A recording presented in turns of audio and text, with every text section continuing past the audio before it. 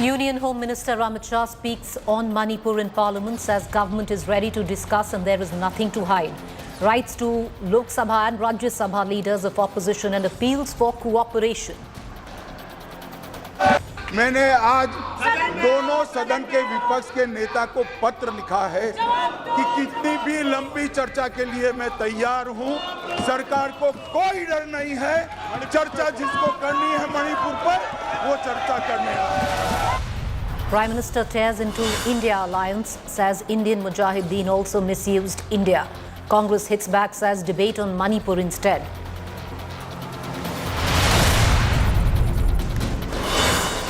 Congress versus Congress in Karnataka, 20 MLAs write to Chief Minister Siddaramaiah over ministers not responding to requests for funds.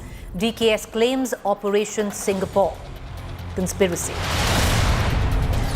Big government counter against award Wapsi. Parliamentary panel wants undertaking from award recipients, says do not make awards a political tool.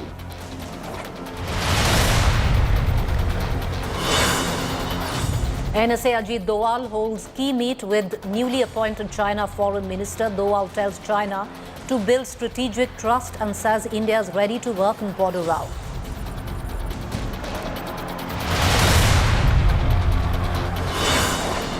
Amid suspense over his disappearance from public eye, China removes Qin Guang as foreign minister, replaced by former foreign affairs spokesperson Wang Yi.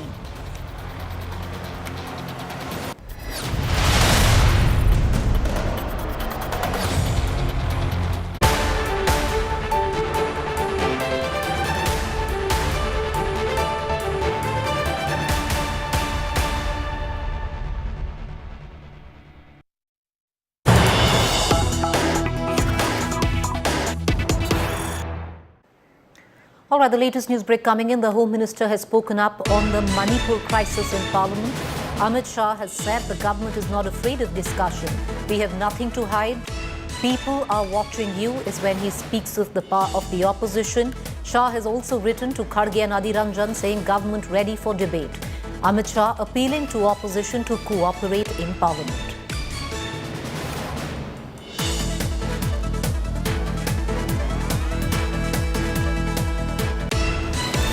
मैंने आज दोनों सदन के विपक्ष के नेता को पत्र लिखा है कि कितनी भी लंबी चर्चा के लिए मैं तैयार हूं। सरकार को कोई डर नहीं है। चर्चा जिसको करनी है मणिपुर पर, वो चर्चा करने आए। हमें कुछ छुपाना नहीं है। हमने दोनों विपक्ष के नेताओं को मैंने आज पत्र लिखा है। मैं कहता हूं कि जनता आपको देख रही है। चुनाव में जाना है, जनता के खौफ को ध्यान में रखें और मणिपुर जैसे संवेदनशील इश्यू पर चर्चा के लिए उचित माहौल सदन में बनाइए। All right, viewers, now in all of this, what is happening is where the opposition is concerned, they've dug in their heels steadfast on not what the government says is a short-term discussion. The opposition wants uninterrupted time to speak on Manipur, and importantly, the opposition wants the Prime Minister to address the issue and speak on Manipur. The government in that sense is saying they're open to a discussion, but a short-term discussion, which is with stipulated time, and the Prime Minister will not speak. So that's where the impasse lies. However, there is no end to this impasse in Parliament over the violence in Manipur. Now, day 4 of the Parliament monsoon session, and there's been no business in the House because of opposition ruckus. They're adamant on Prime Minister's reply on Manipur, with the centre too firm on its stand. Now, the question is, what will help end this stalemate in midst of raging Team India versus Modi government? आप सदन नहीं चलाना चाहते, प्रश्नकाल जैसे समय का आप उपयोग नहीं करना चाहते। इस समय महत्वपूर्ण समय होता है। मेरा आपसे आग्रह है कि आप रोज नारेबाजी करते हैं। No end in sight to the impasse in Parliament over the violence in Manipur. नारेबाजी से कोई समस्या का समाधान नहीं निकलना। Day 4 of Parliament monsoon session saw ruckus amid opposition sloganeering and aggressive government counter. संसद की गरिमा को बनाए रखें। Lok Sabha Speaker Om Birla saw no success in breaking the logjam despite all-party meet. as the government and opposition stuck to their stands. While the opposition sought a reply on Manipur from Prime Minister Modi alone, the government said only Home Minister Shah will speak. क्यों आप इस पे बात करने के लिए तैयार नहीं है? क्यों मोदी साहब यहाँ नहीं आते और बात नहीं करते? क्यों अपनी बात को नहीं रखते यहाँ पर? क्यों हमको समझाते नहीं है? नहीं, वहाँ जो घटना घटी उसको बोलना चाहिए। बाहर तो बोलते हैं ईस्ट इंडिया कंपनी के बारे में, अरे मणिपुर के बारे में बात करो ना। मैं आपको याद दिलाना चाहता हूँ कि जब मणिपुर के इशू पे गृह मंत्री जी ने बैठक बुलाई, ऑल पार्टी मीटिंग, तब भी उन्होंने कहा मणिपुर पे चर्चा करा। प्रधानमंत्री जी वाला विषय उस समय नहीं था। The government said it was ready to start a discussion on Manipur and crimes against women in states like Bengal and Rajasthan. इसको आप खराब कर रहे हैं। हमारे युवा युवतियों को किसी भी बहन, किसी भी बेटी, किसी भी महिला, किसी भी बच्ची के ऊपर किसी भी प्रकार का दुर्व्यवहार होता है तो मैं समझता हूँ ये बहुत ही दुर्भाग्यपूर्ण स्थिति है। हमारी बहनें महिलाओं के ऊपर जो प्रताड़ना, जो उनके साथ दुर्व्यवहार राजस्थान में हो रहा है, जो छत्तीसगढ़ में हो रहा है, जो उनके साथ दुर्व्यवहार तेलंगाना में और पश्चिम बंगाल में हो रहा है, वो भी उतना ही दुर्भाग्य। There are 51 motions. Centre's efforts to end the stalemate in Parliament is yet to make headway. In your opening remarks, you ruled, and if I may say with respect, rightly, that 267 will take precedence over any other rule. No, I didn't say that. I said I am beholden to Mr. Derek O'Brien for having pointed this out yesterday. And rightly you said, rightly. And it had a rational impact because under Rule 267, you can seek suspension of 176 also. Yeah. So preceding 176. Yeah, you said rightly. And I said we all learn. So I give him the credit. You said rightly. You said rightly. Rightly 267 will precede 167, 176. Having said that, today there are 51 motions under Rule 267. How can you rule that out and start a discussion under 176? Both opposition and BJP held meetings to chalk out their strategies, but both the sides are firm on their stands. Despite the pandemonium, the houses saw passing of several bills with virtually zero debate. With Mosmi Singh in Delhi, Bureau Report, India Today. सदन की कार्रवाई आज 2 बजे तक के लिए स्थगित की जाती है। Joining me right now is my colleague Polumi Saha with the very latest. Polumi, you know, caught in the parliamentary jargon, not many people really understand on why is there a log jam, because at one end you have the government, you have the Home Minister a short while back also coming out and saying that they are open to a discussion and the opposition is stalling Parliament. On the other hand, the opposition is firm that the government is not open to a discussion. Can you give us both sides and simplify it for our audience? Right. As far as the opposition's demand, Preeti, is concerned, they want a statement from the Prime Minister first in the House on Manipur and the situation in Manipur.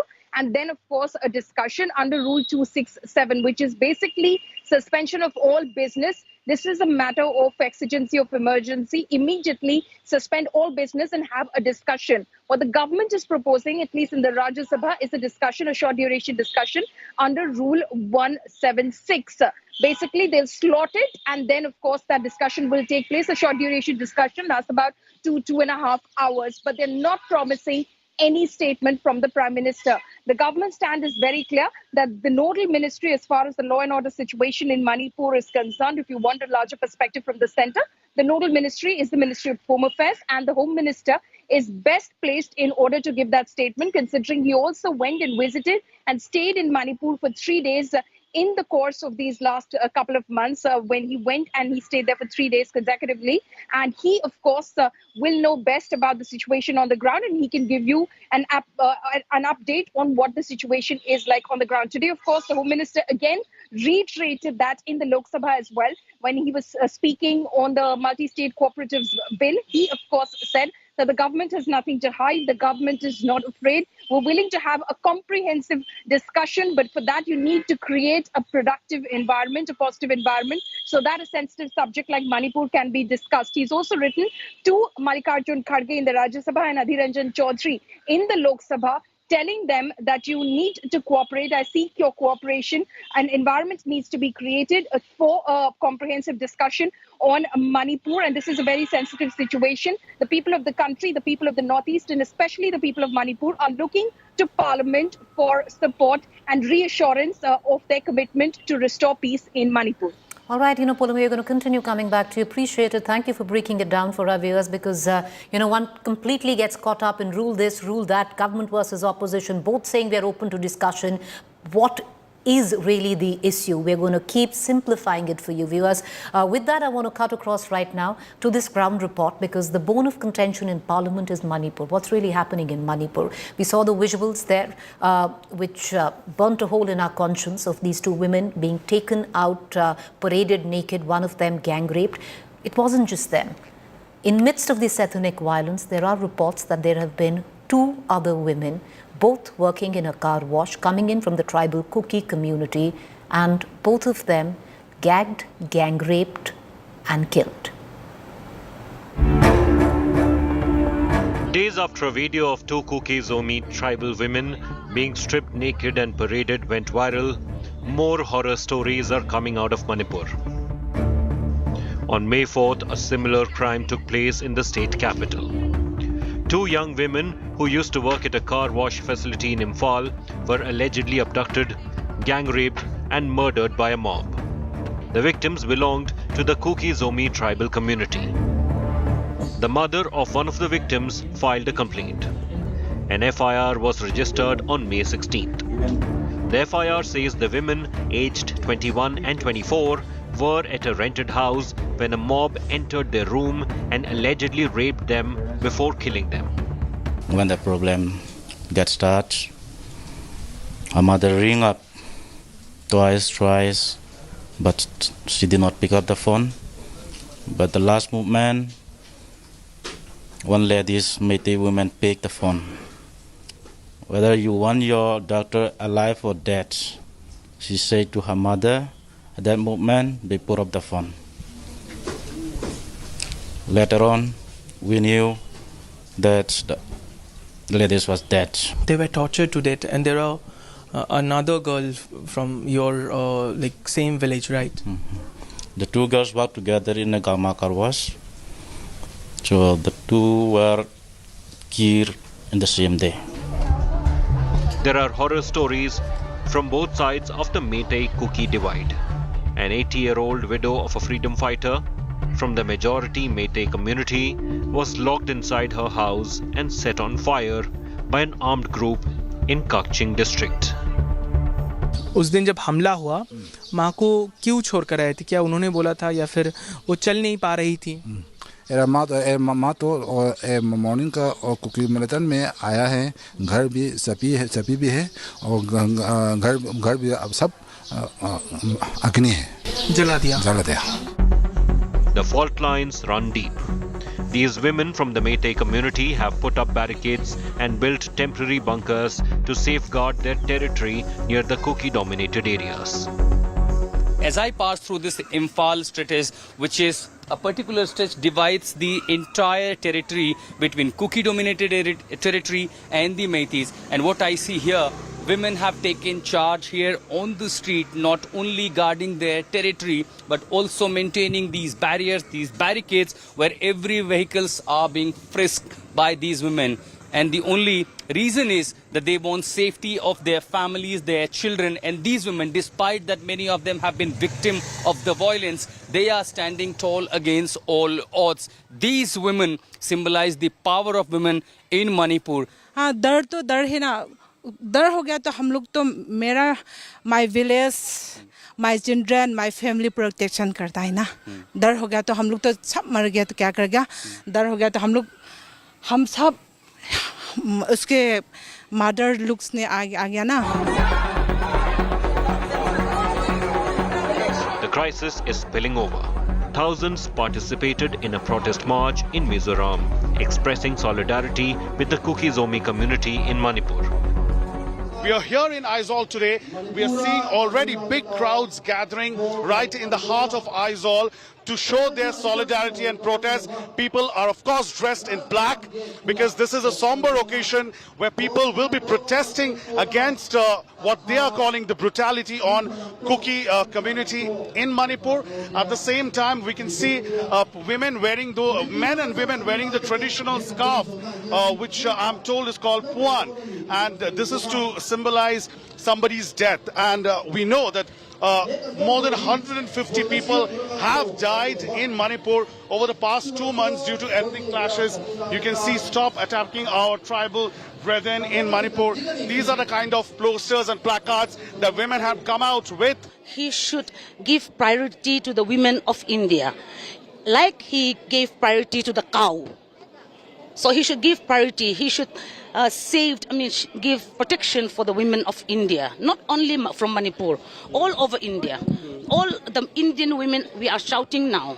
We are asking for him, and he is still silent. So he is the one to protect us. Mizoram CM blamed the Manipur government for the law and order collapse in the state. Now the wound is really deep. It's very difficult to heal this with a painkiller. It needs a thorough investigation and a thorough solution, like the doctors doing the operation.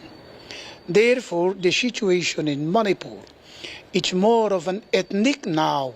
Therefore, I believe that both the government of Manipur as well as the government of India has to try their level best for the solution of this. With Ritik Mondal, Indrajit Kundu and Ashutosh, Bureau Report, India Today. I want to cut across to my colleague Indrajit Kundu, who's joining us from Aizawl, which is in Mizoram, bordering Manipur. Indrajit, you were there through the course of the day, a massive groundswell of sort and protest in solidarity of the Kuki community. Two things, Indro, are happening in Manipur. One, that we are seeing an exodus of the Meitei community, especially after a warning which was sounded by certain Kuki elements. On the other hand, Indro, what is in fact surprising and also needs to be noted is that the Chief Minister, the Home Minister, both of them are part of the NDA, the government in Mizoram, which is up for election, a state by the end of this month, end of the year. Both of them are part of the NDA, but very, very critical of the centre and the state governed by Biren Singh. Well, that's right, Preeti. You heard the Chief Minister, Mr. Zoramthanga, clearly stating that no painkiller is going to, heal the pain in Manipur, and it requires operation, clearly suggesting that it requires some sort of a political solution. And thousands of people who came out on the streets of Aizawl today, they had posters and placards in their hands saying separate administration is the only solution. It's the same narrative that we've seen on the other side of the border in Churachandpur, in Kuki-dominated Churachandpur, where the tribals were saying that there is no way that we can live in Manipur with the administration which is predominantly Meitei. As far as Aizawl is concerned, as you say, there was a minuscule Meitei population which used to stay here, especially students, people who used to work. They've all left to Manipur over the past 72 hours and more. And there is no Meitei as far as I can see. I haven't met any Meitei family here in Aizawl since I came here yesterday. So yes, it's a similar situation in Manipur as well, because in the valley in Manipur, you won't see a single Kuki left. In the hill districts, which is the Meitei-dominated Churachandpur district, or for that matter, Kampokpi district, you won't find a single Meitei in those areas. They've all moved to the valley. So in a sense, there is a clear ethnic demographic divide. A lot of them have also crossed over to Mizoram in the bordering areas, and they have taken shelter in the temporary relief shelters that that have propped up suddenly, and the Mizoram government, of course, providing them assistance at this point in time. So clearly, this is a problem that would require a direct political intervention by the central government. It's not just a law and order issue, it's much, much beyond a law and order issue now. All right, Indro, you're right there. And will it spread to other states in the northeast? That remains to be seen. Appreciate you joining us. Indrajit Kundu reporting from Mysol, Mizoram, bordering Manipur there. Meanwhile, where Manipur is concerned, in midst of the ongoing situation, a ray of hope as the violence and all its attendant problems take a back seat when new mothers see a smile on their newborn babies' faces. Hope in the midst of gloom. This relief center in Imphal, Manipur has become a godsend for women and children hit by the ethnic violence. The camp has seen 32 childbirths in the last 60 days.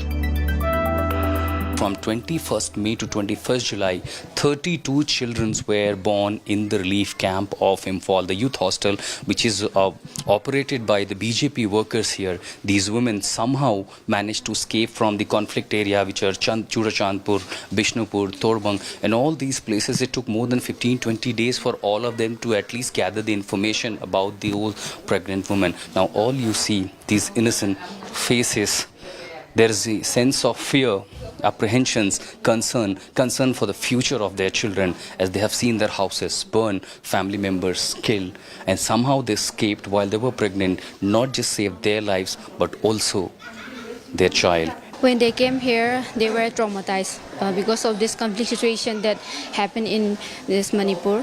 And then they were like, they have no hope because already their house is burned and their house has been,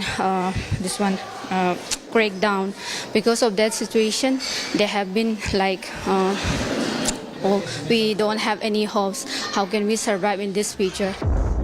The children who escaped the clashes with their families are adapting to the new realities of life. ये क्या है ये क्या है? आप खेलते हो इससे? और ये क्या है? क्या लिखा है इसके ऊपर? पेपर। अच्छा, इस पे काउंटिंग लिखा है। 2 1s are 2, 2 2s are 4. पढ़ो, पढ़ के दिखाओ। 2 3s are 4, 2 3s are 6, 2 4s are 8, 2 5s are 10, 2 6s are 2, 8, 2 7s are 14, 2 8s are 16, 2 9s are 18, 2 10s are 20. Who's this? Is this you? Is this you? No? You? Is this you? Who's this? Who's it? The images of violence still haunt these victims.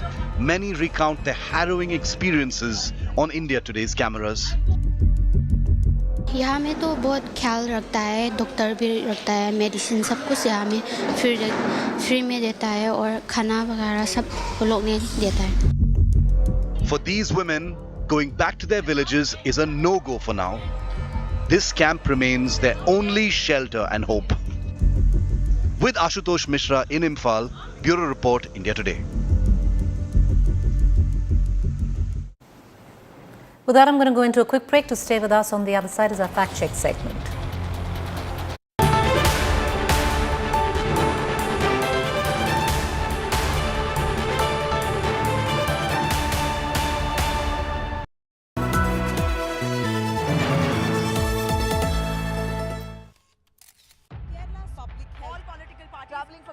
Armed with facts, she takes the news by its horns. You think the future of these students are not hampered? Fierce, bold and direct, setting the tone for the biggest stories from every corner and every angle. Expect nothing but the unfiltered truth. News first, niceties later. Watch me, Nabila Jamal, on India Today.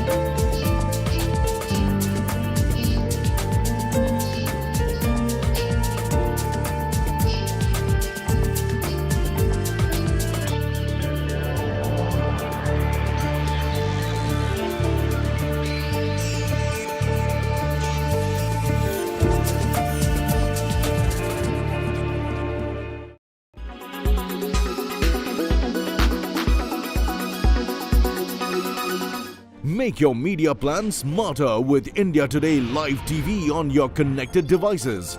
Amplify your brand with 100 million smart internet viewers. To advertise, mail us at sales@aajtak.com.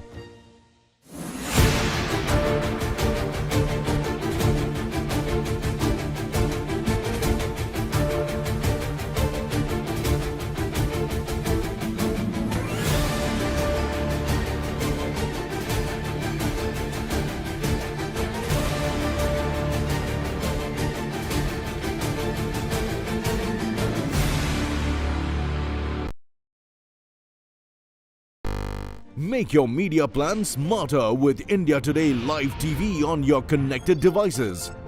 Amplify your brand with 100 million smart internet viewers. To advertise, mail us at sales@aajtak.com.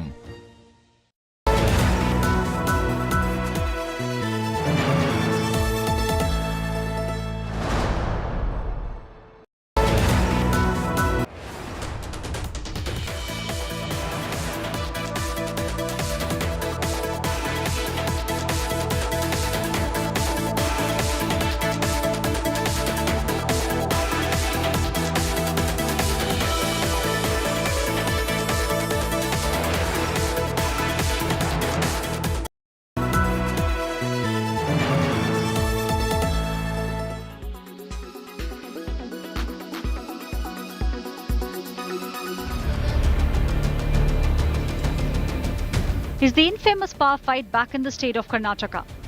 Months after Chief Minister Siddaramaiah and his deputy D.K. Shivkumar buried the hatchet and agreed to the power-sharing formula, comes a big shocker. Congress veteran and MLC B.K. Hari Prasad on Saturday slammed Chief Minister Siddaramaiah for not giving him the funds to build the Koti Chinnaya theme park in Karkala, a coastal town in Udupi district. B.K. Hari Prasad calls himself the kingmaker, who knows how to make and break chief ministers. He credits himself for the elevation of Chhattisgarh Chief Minister Bhupesh Baghel. Udupi ಜಿಲ್ಲೆ ಕಾರ್ಕಳದಲ್ಲಿ ಕೋಟಿ Chennai theme ಪಾರ್ಕ್ಗೆ 5 ಕೋಟಿ ರೂಪಾಯಿ ಕೊಡಿ ಅಂತೀವಿ. ಕೊಡ್ತೀನಿ ಅಂತ ಹೇಳಿದ್ರು, ಆಮೇಲೆ ನೋಡಿದ್ರೆ ಅದು ಶೂನ್ಯ, ಬರಲಿಲ್ಲ. ರಾಜಕೀಯವಾಗಿ ಬಿಡಿ, ಅವ್ರು ನನಗೇನು ಸಹಾಯ ಮಾಡ್ಲಿಕ್ಕೆ ಆಗೋದಿಲ್ಲ. ರಾಜಕೀಯವಾಗಿ ಬೇಕಾದ್ರೆ ನಾನೇ ಉಲ್ಟಾ ಸಹಾಯ ಮಾಡ್ಬೋದು. ಆಗ ಹಿಂದುಳಿದವರಿಗೆ ಸೇರಿರ್ತಕ್ಕಂಥ ಭೂಪೇಶ್ ಬಘೇಲ್ ಅಂತೇಳಿ ಅವ್ರನ್ನ ನಾನು ಆಯ್ಕೆ ಮಾಡಿ ಸುಮಾರು 6 ವರ್ಷಗಳ ಕಾಲ ಸತತವಾಗಿ ಛತ್ತೀಸ್ಗಢಲ್ಲಿ ಅವ್ರನ್ನ ಮುಖ್ಯಮಂತ್ರಿ ಮಾಡಿ ಬಂದಿದ್ದೀನಿ. ಅಂದರೆ ಮುಖ್ಯಮಂತ್ರಿ ಮಾಡೋದು ಇಳಿಸೋದು ನನಗೆ ಬಹಳ ಚೆನ್ನಾಗಿ ಗೊತ್ತಿದೆ. कभी डीके शिवकुमार बनाम Siddaramaiah. The Bharatiya Janata Party was quick to seize the opportunity to target the Congress party, claiming the role of D.K. Shivkumar behind Hari Prasad's outbursts. कभी हरि प्रसाद जी बनाम सिद्धरामैया, ये इनको जोड़ ले. पायलट गहलोत, गुडा और गहलोत, इन लोगों को छोड़ दे. छत्तीसगढ़ में जोड़ ले, हिमाचल में जोड़ दे. अपनी पार्टी को, अपने परिवार को नहीं जोड़ पाते हैं और पूरे देश को जोड़ने की बात करते हैं. B.K. Hari Prasad is a very powerful man, and whatever he has said is the claim what we have been saying.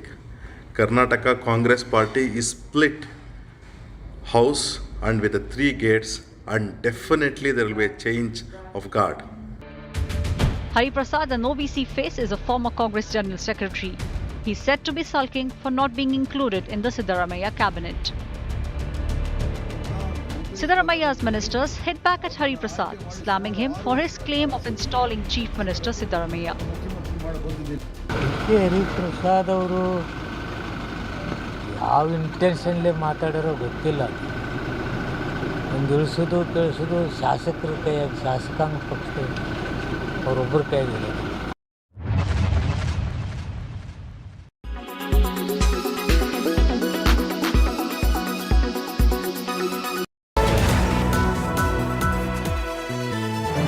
SBI Mutual Fund, a partner for life. UBI, अच्छे लोग अच्छा bank. G, there's only one.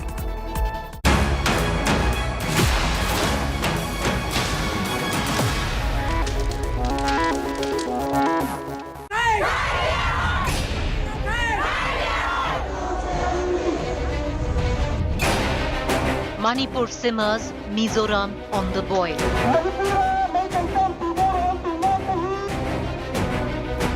Ethnic clashes in Manipur scar neighboring Mizoram.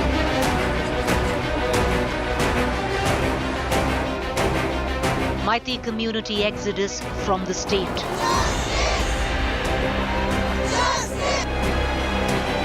Mizoram holds mega solidarity protest for the Kuki community. And they are feeling extremely emotional about it. They're continuously raising slogans, not just against the Manipur administration, not just against the Manipur police, but they're saying even the centre's role has been very dismal. Let's talk to one of the ladies, ma'am. See, we feel that this is not just a rape of our sister. We feel this is the rape of the whole world, of India, of all women of the world.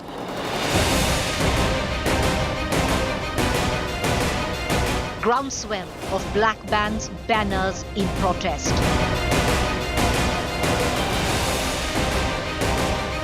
Mizoram Chief Minister joins the protest.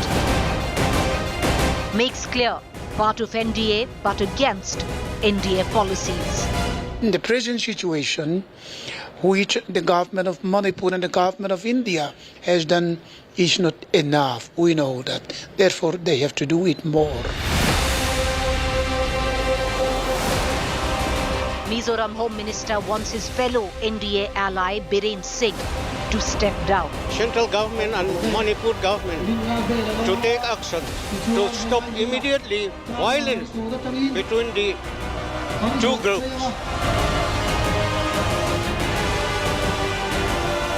Mizoram set for elections this year, singed with the Manipur fire. Other northeast states getting pulled into the Kuki versus Meitei's crisis. Drop focus to the point this evening. So the question we raise into the point this evening is, are other northeastern states getting pulled into this ethnic clash between the Kukis and the Meiteis? The latest right now is the neighboring state of Mizoram. Going into elections by year end, and what we saw today in Mizoram was a groundswell of sorts, a sea of solidarity coming in for the Kuki community. But on the sidelines of it, we've also seen an exodus of the Meitei community from Mizoram. I want to cut across to our guest this evening. Joining me is Piu Lalboi Nyasal, General Secretary, All Manipur Tribal Union. We'll be joined by our other guests in just about a short while. But Mr. Piu Lalboi, I'll ask you a question, sir. At one end, yes, there's a groundswell of sorts, especially in the neighboring Mizoram today, where thousands came out, including the Chief Minister, the Home Minister going to the extent of asking for the resignation of the incumbent Chief Minister of Manipur, Mr. Biren Singh. But the question I ask you, Mr. Lalboi, is also, on the sidelines of it all, there's a huge exodus of the Meitei community from Mizoram. An eye for an eye somewhere down the line, Mr. Piu Lalboi? Yes. Thank you for the privilege given to me, ma'am. It is not an eye for an eye, I have to say, because if it is an eye for an eye, with the tribal, the Kuki-Jou community never touched any mandir or any charges that belongs to the Meitei, or we never kill anyone among the Meitei communities. Whereas we give protection, we give a free hand to be transported properly. The thing that has been done or happened in Aizol is a humanitarian ground. When the two women are being paraded naked, when the whole world roll and mourn about this one, it is a mayhem, chaos, and it is a great tribulation. It is the most horrific incidents that happened in my life too. Nobody accepts this kind of inhuman atrocities toward the Kuki-Jou tribal group. So in solidarity of supporting that inhuman act of a one man paraded naked, touching their private part, beating and raping by the mob in the street in the daylight, nobody accept. Even peoples around the whole world criticize and condemn about this incident. That is why they are taking part as a humanitarian ground. At the same time, what I would like to draw this thing is that the point is that till that, why the Prime Minister, the President, the Home Minister is keeping mum, why they're silent? Where is their law? Where is their constitution? When they say that Beti Parao, Beti Bachao, what is their Parao, Beti Bachao? What is where there is no empower of women, where there is no protection of women? It is not a shame to Manipur women. It is a shame to the whole community and citizen. I want to ask you a question, Mr. Lalboy, and that relates to the exodus of the Meitei community from Mizoram. Now, we have our reporters there, and understandably, there's been a lot of violence that your own community has faced in Mizoram, and hopefully now, you've got the spotlight there, and there is coverage there. Your plight is being highlighted.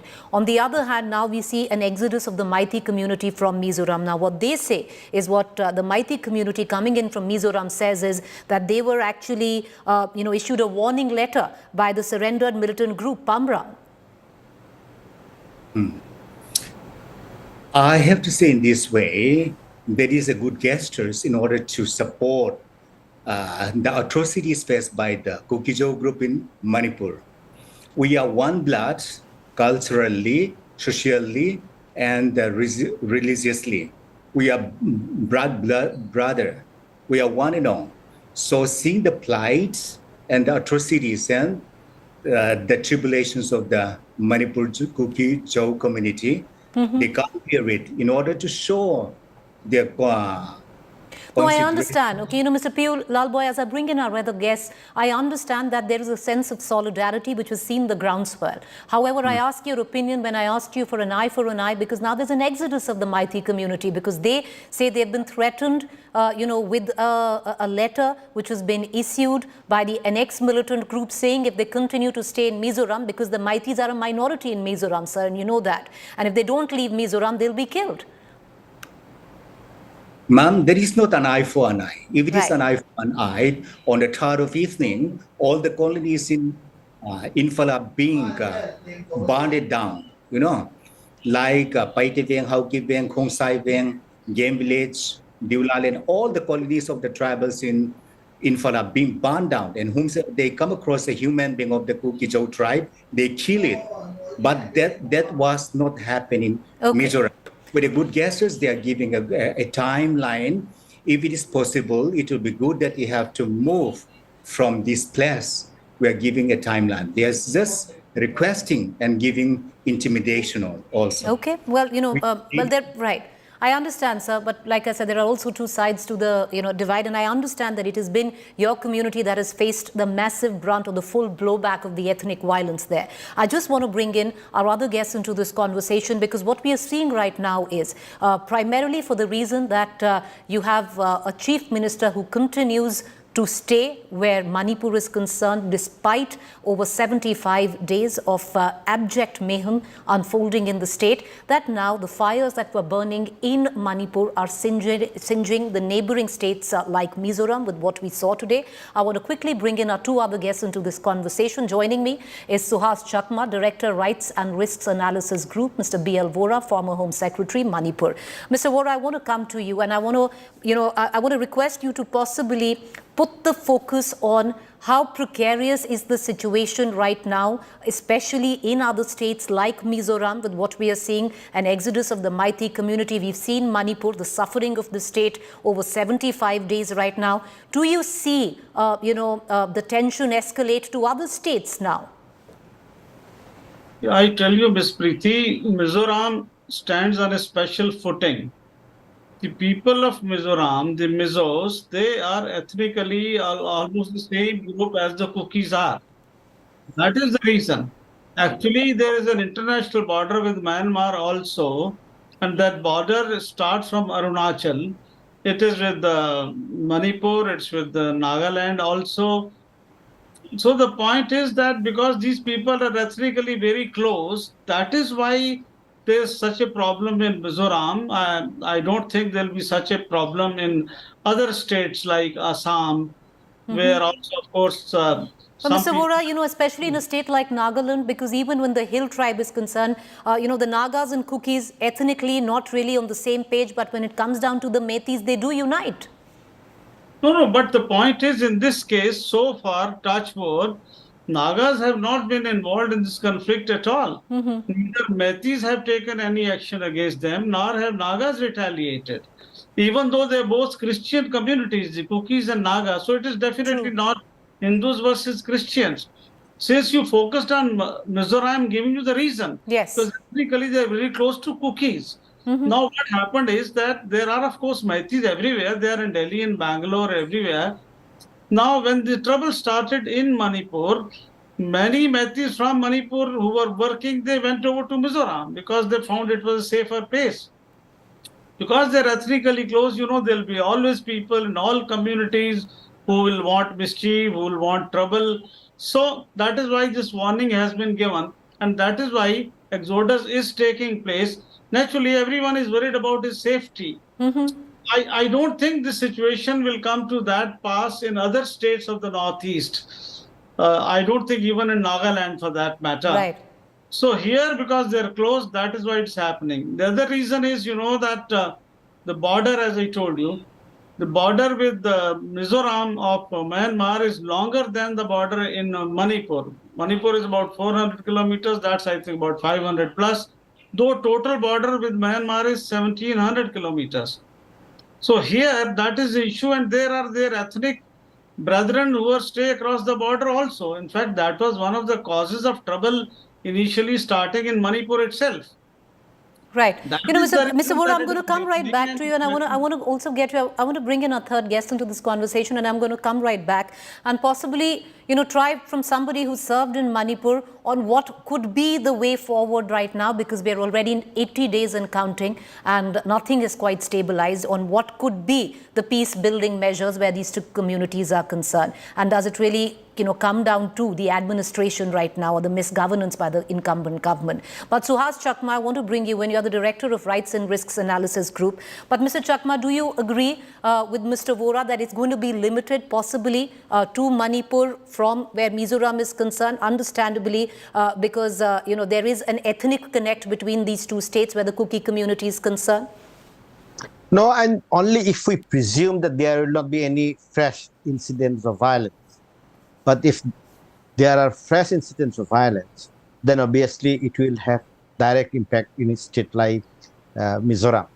What we are presuming at this point of time that there has not been any incidents of, fresh riots or fresh incidents for the last 10 days or 15 days, there will not be any violence. So we have to take into consideration of the fact that at any point of time, violence can break out. It's not necessarily because of the failure of the state, but because people are living literally on the edges, and small incident may spark any kind of violence. Now the question is, how long can you keep the two communities separate?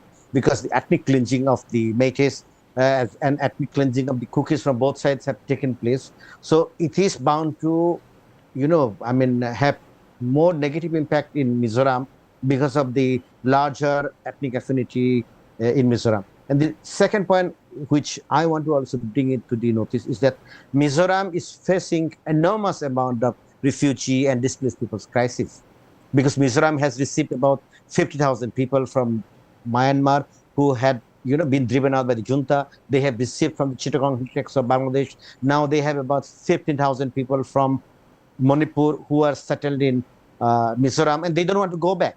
So at certain stage, question would arise, can Mizoram accommodate all the Jomi ethnic community people? Obviously not. And if you look at the center position has been absolutely ambivalent, or, Manipur doesn't matter each time, even when they seek some kind of assistance from the central government. So central government needs to have a holistic approach with respect to Mizoram as the ground, for all the refugees from the neighboring states, Myanmar, Manipur, and Bangladesh. And if you do not have a policy on this, at some point in time, we are going to have possibly more negative impact in Manipur, in Mizoram. And I am always saying at one particular point, the government of India is arming the Myanmar's junta, which is driving out its own citizens both into Mizoram as well as little number of people in Manipur. And this becomes the source of local tensions.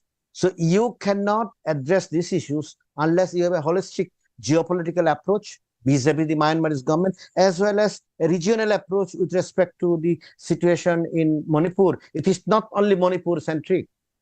People are, what to say, very restless in Dimasa Hills as well as in Meghalaya, and you had seen the chief minister of Meghalaya and the chief minister of Nagaland. They have strongly spoken against the riots. Unfortunately, the home ministry or the prime minister doesn't listen to it. So that's the unfortunate reality. Well, you are right there. Right, you're right there, Mr. Chakma. It's not just Meghalaya, but even today, where Mizoram is concerned, even though, despite of being part of the NDA, we had the chief minister very strongly condemning what he said was no action where the centre was concerned, or mishandling of the crisis. On the other hand, you had the home minister who said that the chief minister of Manipur needs to go. But I want to, go back to Mr. B.L. Vora, and we'll cut across back to our other guest, Mr. Lalboy. But Mr. Vora, or what I was speaking of earlier, because if you right now don't look at the geopolitics of it all, where Myanmar is concerned, and yes, that is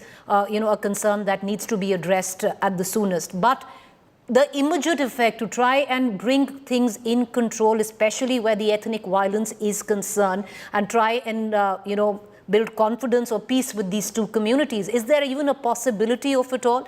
And do you actually see, for someone who served in Manipur, that there was a mishandling of the situation, especially where the incumbent government of Manipur is concerned? Yes, Preeti, you're right on all the counts that you have mentioned. The point is that there has been mishandling. I'm sure there were intelligence reports well in advance as to what was brewing. Things don't happen overnight suddenly. Now, it was not anticipated, no imagination was shown. So I think political class, the bureaucratic class, and the police, they all failed. They all failed to anticipate. And honestly, I think that everybody had its own vested interest also. In the bureaucracy, there's a clear division between the Gokis and the Meiteis. I mean, let us face facts. In fact, many weapons which were taken away were handed over by the concerned officers. That is what I hear, to the people of their own community. And inefficiency and corruption and all those are issues. See, these things have been going on for long, and it was a ticking bomb. Now, see, Myanmar has created a lot of problems for us. See, on the border side, as far as the Myanmar government is concerned, it doesn't run in the borders with the Manipur and Mizoram and Nagaland, for that matter. Now, those people are also against the Janta government there, and because they are also against these ethnic tribes. So these people who came over, I'm talking of the recent people who came over, not others who have been there settling permanently, they were given, you can say, shelter or accommodation by the cookies here. Then they were made to stay in new villages. And there was poppy cultivation increased. And there are lot of issues involved. The government took action against these illegal entrants. At least identified them. No action other was taken, and poppy cultivation was destroyed. This all had angered these people, and this trigger, High Court's order was a trigger. The government was overwhelmed. They did not take. I am surprised, honestly, as a policeman. 3 months. Normally a situation becomes bad within 3-4 days. It gets controlled. Well, you're right there, Mr. Vora. Therefore, lots of questions now being raised, and understandably, that is the incumbent government headed by Mr. Bireen Singh really have no elbow room, but they need to go. Those are questions that need to be asked constantly. Suhas Chakma, you want to come in, and I want to quickly after that bring in Mr. Lalbai as well. Make your point, Mr. Chakma.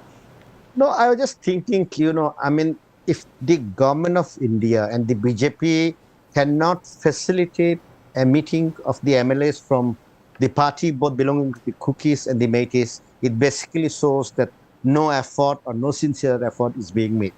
Because the first step to restore peace would be for the BJP to bring in own MLS from the Cookie communities and the Meitei communities, sit together and facilitate some kind of a dialogue.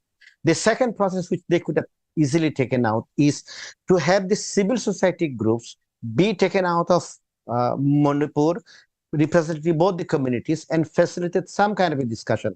And I'm talking about the experiences.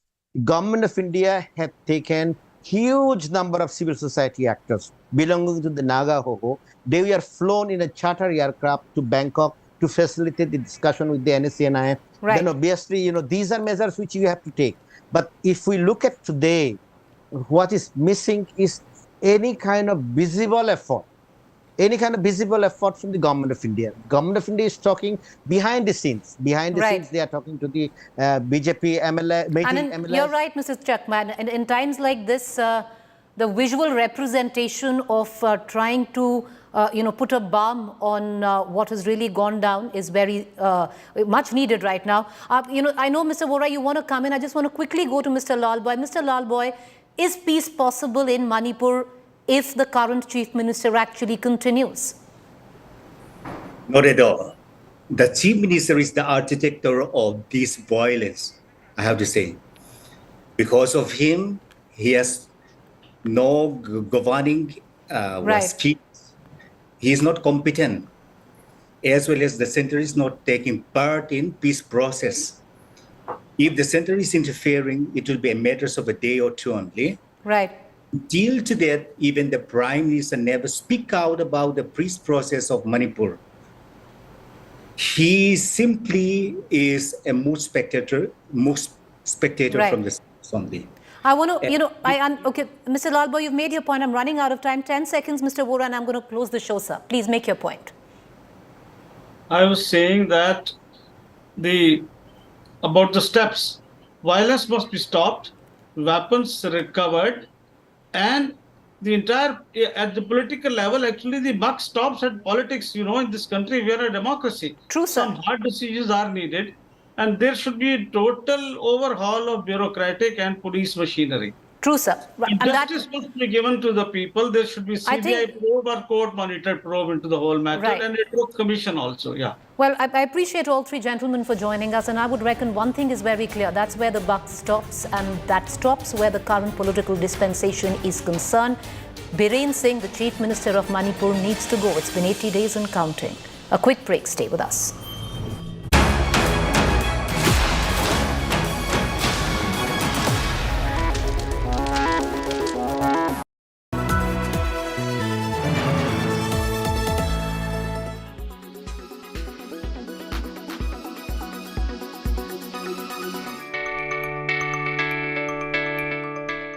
Are you worried that artificial intelligence will render you jobless? A United Nations agency assembled a group of robots at a news conference recently to address the concerns of human beings. 9 robots posed upright along with their creator at the podium in Geneva for what the International Telecommunication Union billed as the world's first news conference featuring humanoid social robots. The agency invited reporters to ask the robots questions that sparked discussion about the future of artificial intelligence. In one of the answers that could trouble our politicians, the robots suggested that they could be more efficient government leaders. I believe that humanoid robots have the potential to lead with a greater level of efficiency and effectiveness than human leaders. We don't have the same biases or emotions that can sometimes cloud decision-making and can process large amounts of data quickly in order to make the best decisions. When asked about the rise of humanoid robots, they advised caution. That's a difficult question. I think it depends on how they are used and what purpose they serve. We should be cautious, but also excited for the potential of these technologies to improve our lives in many ways. Organizers said the event was meant to showcase not just the capabilities, but also the limitations of robotics. To showcase the capabilities and how these technologies could support the UN SDGs, the Sustainable Development Goals. While robotics are not yet as mainstream as, say, generative AI, we wanted to demonstrate AI in action to you. In a world's first. This is the world's first press conference with 9, actually, we have an extra one, AI-enabled humanoid social robot. The event was part of the AI for Good Global Summit, meant to illustrate how new technology can support the UN's goals for sustainable development. Artificial intelligence has entered uncharted territory, and the world has started recognizing its abilities. Bureau Report, India Today.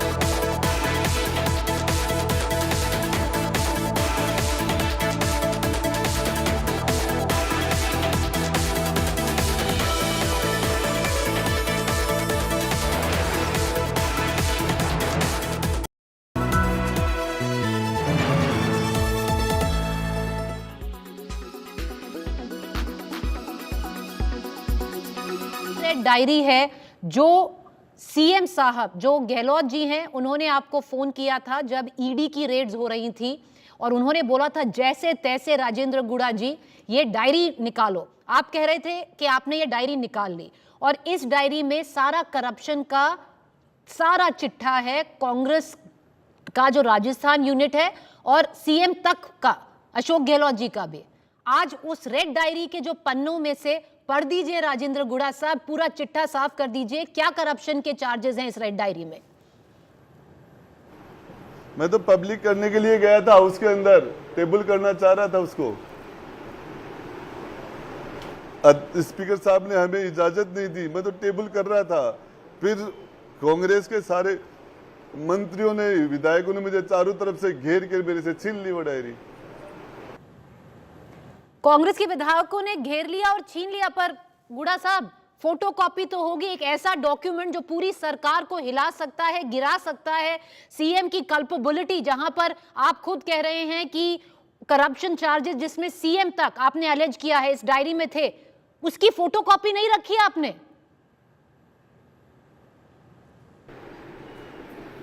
आपको बताना चाह रहा हूं, original copy table कर रहा था speaker साहब के सामने और उसके बाद में सारे लोग टूट के पड़े और वो छिल ले गए।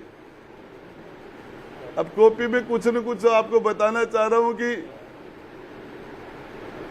देखिए उसके अंदर जानकारी करता हूं, जहां कुछ कोई चीज निकलेगी तो उसको लेके फिर लड़ूंगा, फिर पब्लिक की जनता के बीच में जा रहा हूं।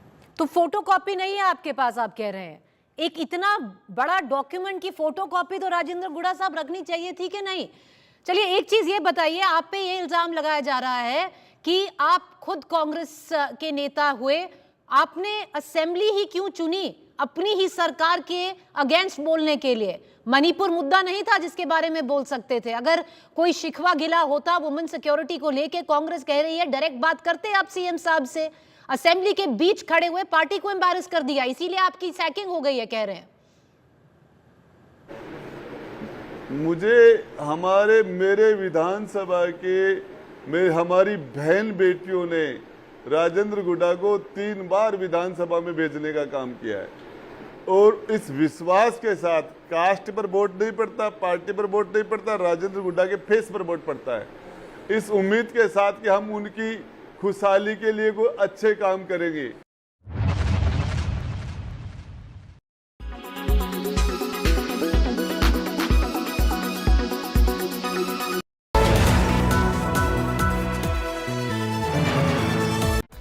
Presented by RP Sanjeev Goenka Group, Growing Legacies. Co-presented by Century Ply Club Prime, Raho Befikar. Co-presented by Macho Hind, Bade Aaram Se. Co-powered by the new Kia Seltos, the badass reborn. Co-powered by Sera, this is your space, play it your way.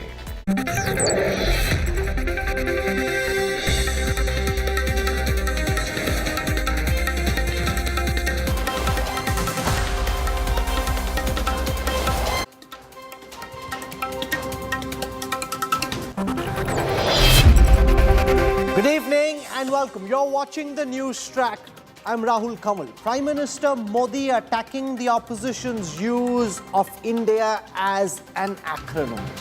What do voters in India today's political stock exchange think about the opposition's use of India? Is this an idea that can click, or is this something that can backfire on the opposition? We'll bring you the results of the PSC tracker questions around this big political slugfest over the name of our country, India. And that's my top focus on the news track.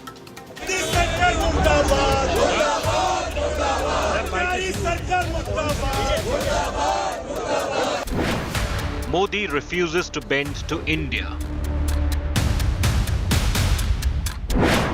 PM breaks silence, returns fire.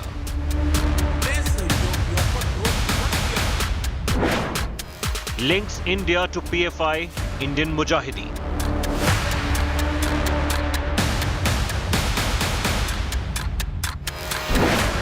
Has India set narrative war? India versus Modi. Big focus on News Track. Here's a look at the headlines today. Home Minister Amit Shah writes to leaders of the opposition in the Lok Sabha and Rajya Sabha, says the government has nothing to hide on Manipur. मैंने आज दोनों सदन के विपक्ष के नेता को पत्र लिखा है कि कितनी भी लंबी चर्चा के लिए मैं तैयार हूं। सरकार को कोई डर नहीं है। चर्चा जिसको करनी है मणिपुर पर, वो चर्चा करने आए। Congress versus Congress in Karnataka. 20 MLAs write to Chief Minister Siddaramaiah complaining about ministers not responding to requests for funds. DK Shivkumar claims plot to destabilize the government being hatched in Singapore.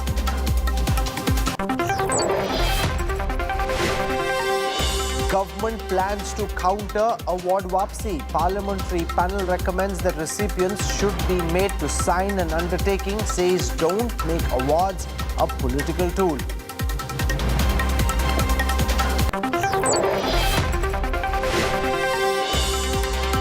NSA Ajit Doval holds key meeting with newly appointed Chinese Foreign Minister Wang Yi. Doval tells China to build strategic trust, says India is ready to work on the border route. Indian women's cricket team captain Harmanpreet Kaur suspended for the next 2 international matches and fined 25% of her fee for openly criticizing umpiring during the game against Bangladesh.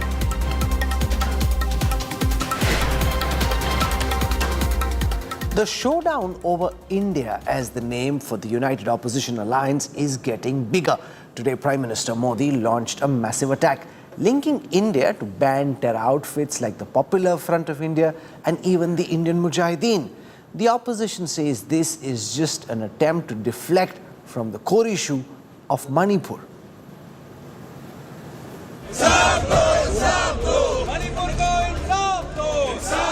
Political sparks fly high over Manipur. The flares now engulf a nomenclature. The unified opposition's embrace of acronym India comes under intense attack from the highest level in the government. At a key BJP parliamentary party meet, Prime Minister Narendra Modi made striking remarks. He asserted that merely using the word India would not suffice. The Prime Minister pointed to historical references such as the East India Company and the terror group Indian Mujahideen. The suggestion was obvious. India as an acronym could be misleading or even evoke negative connotations. इस सदन में भी जब The opposition fired back. Inside Parliament, Congress President Mallikarjun Kharge accused the Prime Minister of avoiding the real issues, such as Manipur. एक chance दिया। आज मणिपुर जल रहा है, रेप हो रहे हैं। मणिपुर में मकाना जला है और आप वहाँ मणिपुर की बात हम कर रहे हैं। मणिपुर की बात हम कर रहे हैं। प्राइम मिनिस्टर ईस्ट इंडिया की बात कर रहे हैं। Congress leader Rahul Gandhi sought to shrug off the Prime Minister's stinging remarks. In a tweet, he instead pledged to work for restoration of peace in Manipur. Several other opposition leaders also countered the Prime Minister's remarks. This sort of brute majoritarianism that you and your government are practicing, where you think you can say anything and do anything, the time has come, sir, that it is backfiring. All over, in every state of India, people are realizing what a dangerous choice that they made between the soul of India and between the BJP. Only the Prime Minister is showing how anxious he is, how nervous he is, how he wants to escape the scrutiny of the opposition inside Parliament. He is afraid to speak inside Parliament, and that is why he is making these sort of illogical, intemperate remarks inside his own party meeting. The name India for an alliance, a unifying force for the opposition, a subject of contention for the government. Manipur, meanwhile, awaits resolution. Bureau Report, India Today.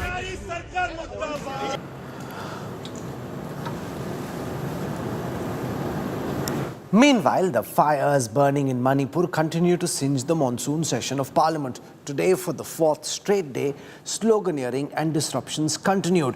The opposition is adamant in a statement from the Prime Minister on Manipur. Here are the key highlights from the day's drama from Parliament. क्यों आप इस पे बात करने के लिए तैयार नहीं है? क्यों मोदी साहब यहाँ नहीं आते और बात नहीं करते? क्यों अपनी बात को नहीं रखते यहाँ पर? क्यों हमको समझाते नहीं है?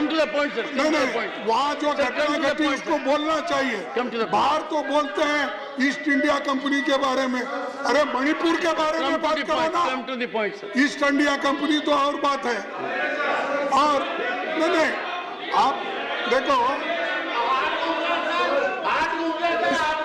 Sir, it is pointless to expect him to come to the point because he has no point. He has a point to offer. The government is ready for discussion. We are ready to have a debate. We want a healthy debate discussion. We want to highlight the atrocities against women. We want to highlight what is happening in Manipur and Chhattisgarh and Rajasthan. We are concerned all over the country what is happening. We want the state governments to be accountable.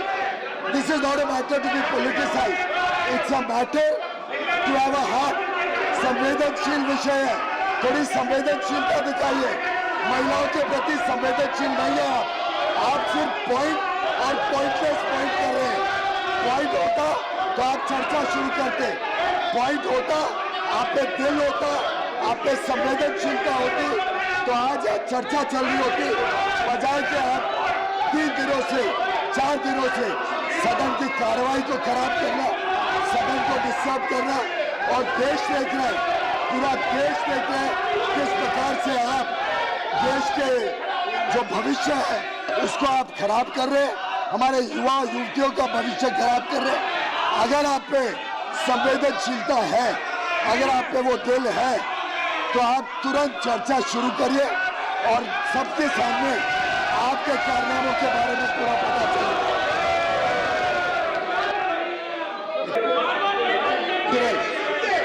When I was speaking, we saw the behavior of their members.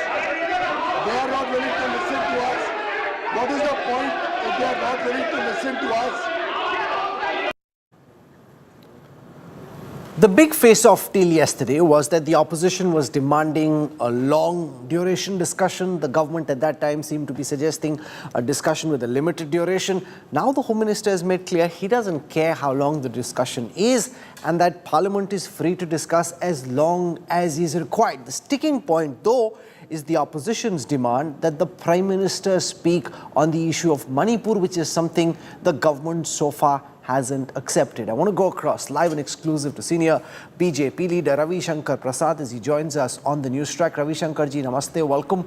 I want to start by asking you about that demand being made by the opposition that Prime Minister Narendra Modi, who speaks as often as he does on various issues to do with the country and globally, speak on the issue of Manipur, and your explanation about why the government so far hasn't accepted this demand from the opposition. Let's start from there. Ravi Shankar ji, welcome. First of all, you must understand the shifting goal of the opposition. They are keen for a particular rule, not the substance of the debate. Rajnath Singh, Honorable Defence Minister, twice stated on the floor of the House, we are willing to have a full debate. Today, Amit Shah ji assured the House yesterday, individually today again, that we are willing to have as long a debate as you want it to happen. Therefore, what is your problem?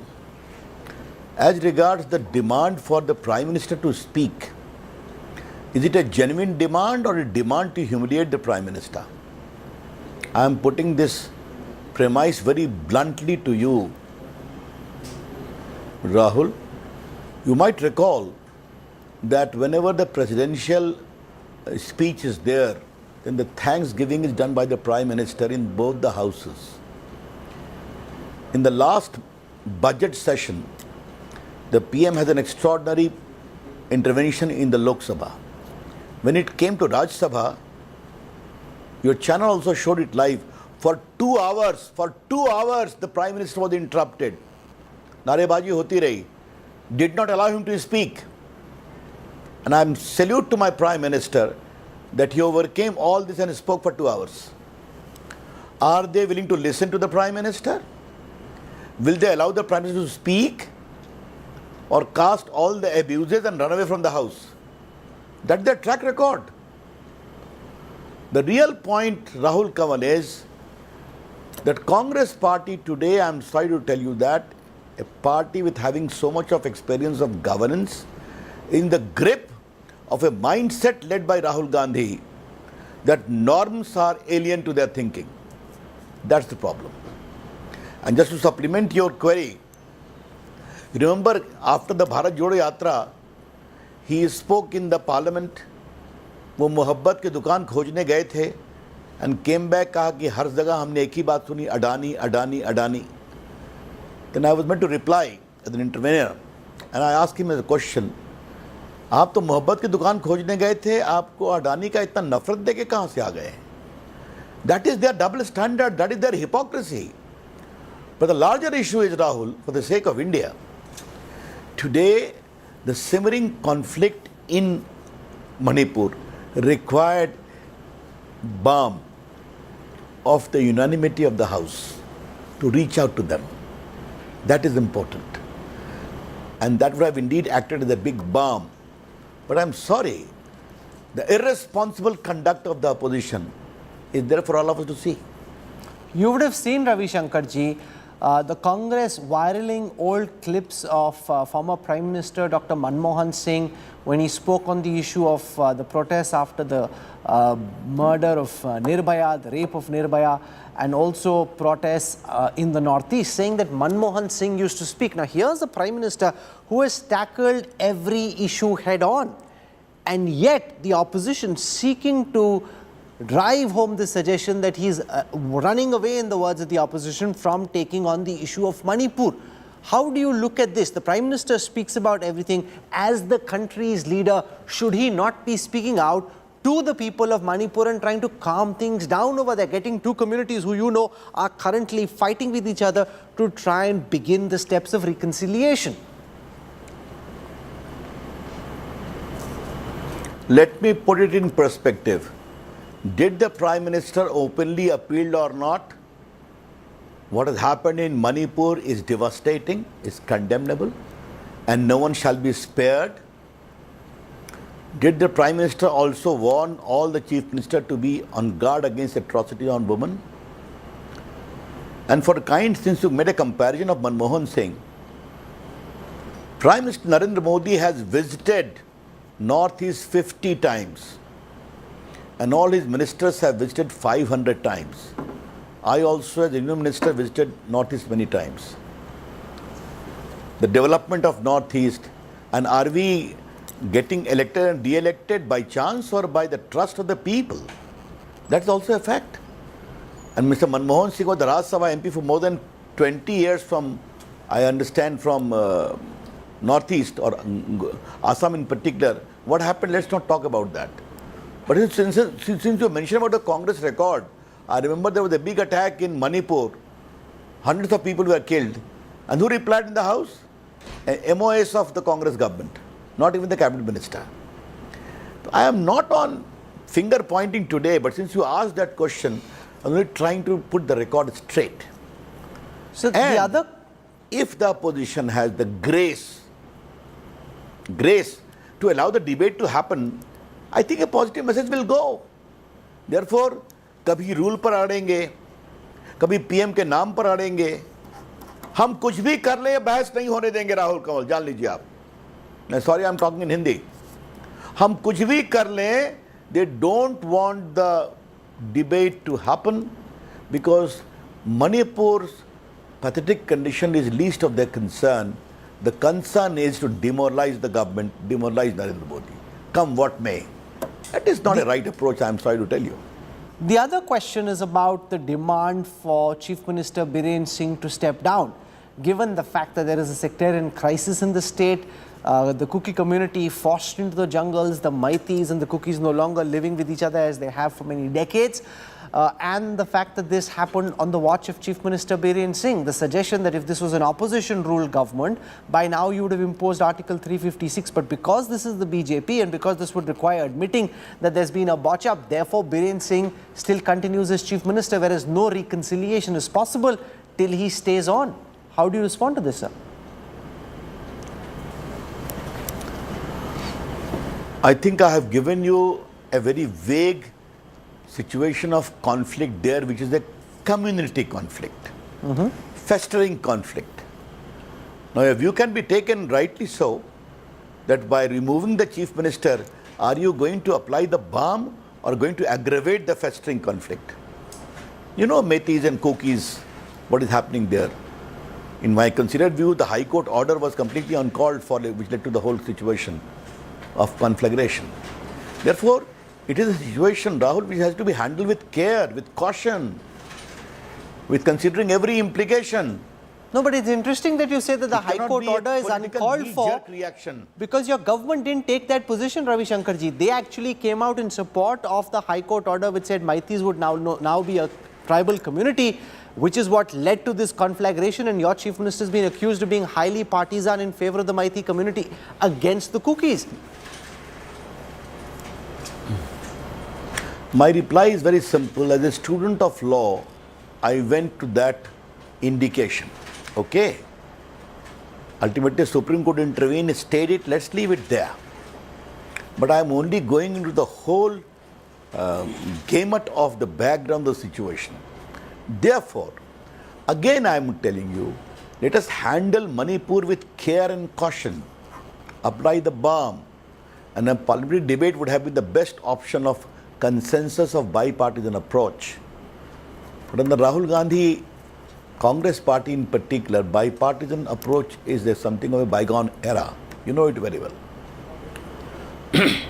I'm going to leave it over there. Ravi Shankarji, thank you for joining us. The important point there that you're making, and I haven't heard this from other BJP leaders, that you don't think the High Court order which really started this off, which the local government in Manipur actually supported in a big way, you actually believe that that is fundamentally wrong, and this coming from a very eminent lawyer of the stature of Ravi Shankar Prasad. Thank you, sir.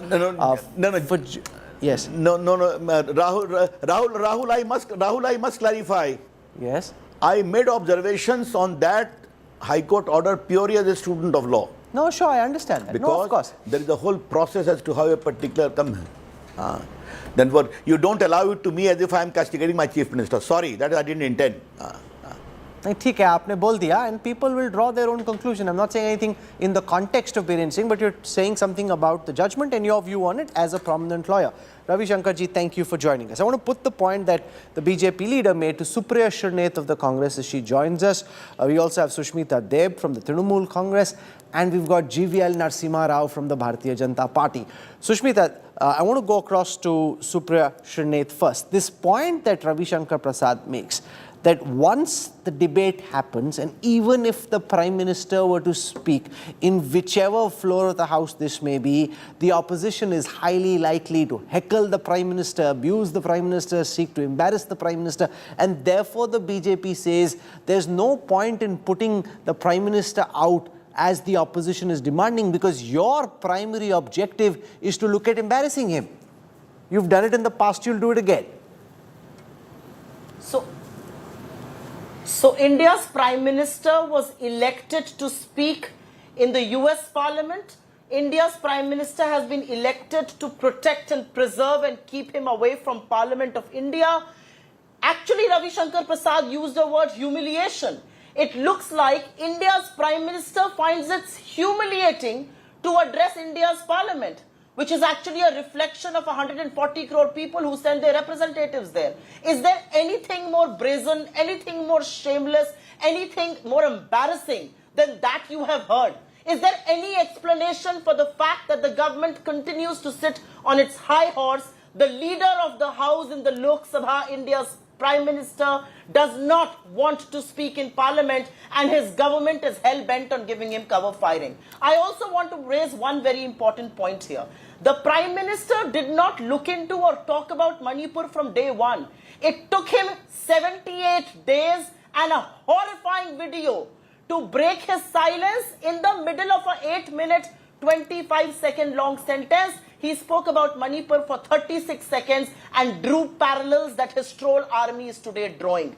India's parliament has embarrassed, India's parliament has ashamed India by putting India and placing India next to a terror organization like Indian Mujahideen and the root cause of slavery, which is the East India Company. India's parliament is meant to be respected, and India's Prime Minister continuously undermines parliament, parliamentary democracy, parliamentary traditions, and may I dare say, India itself. That's the JVL Narasimha Rao, the strongest suit of the Prime Minister in comparison with the likes of Dr. Manmohan Singh was that here's a Prime Minister who speaks his mind. He's unafraid. Now, the opposition is using Manipur to attack the Prime Minister at his strongest, which is his ability to reach out, to convince people about his niti, about his niyat, and saying, why is he silent? I never thought I'd see the day when clips of how Dr. Manmohan Singh used to speak are thrown at the BJP saying, देखो मनमोहन सिंह बोलते थे, आपके PM क्यों नहीं बोल रहे? Why are you allowing for this situation to pass, especially given the Prime Minister's strong public speaking skills and his ability to convince people in Manipur and across about what your government is doing?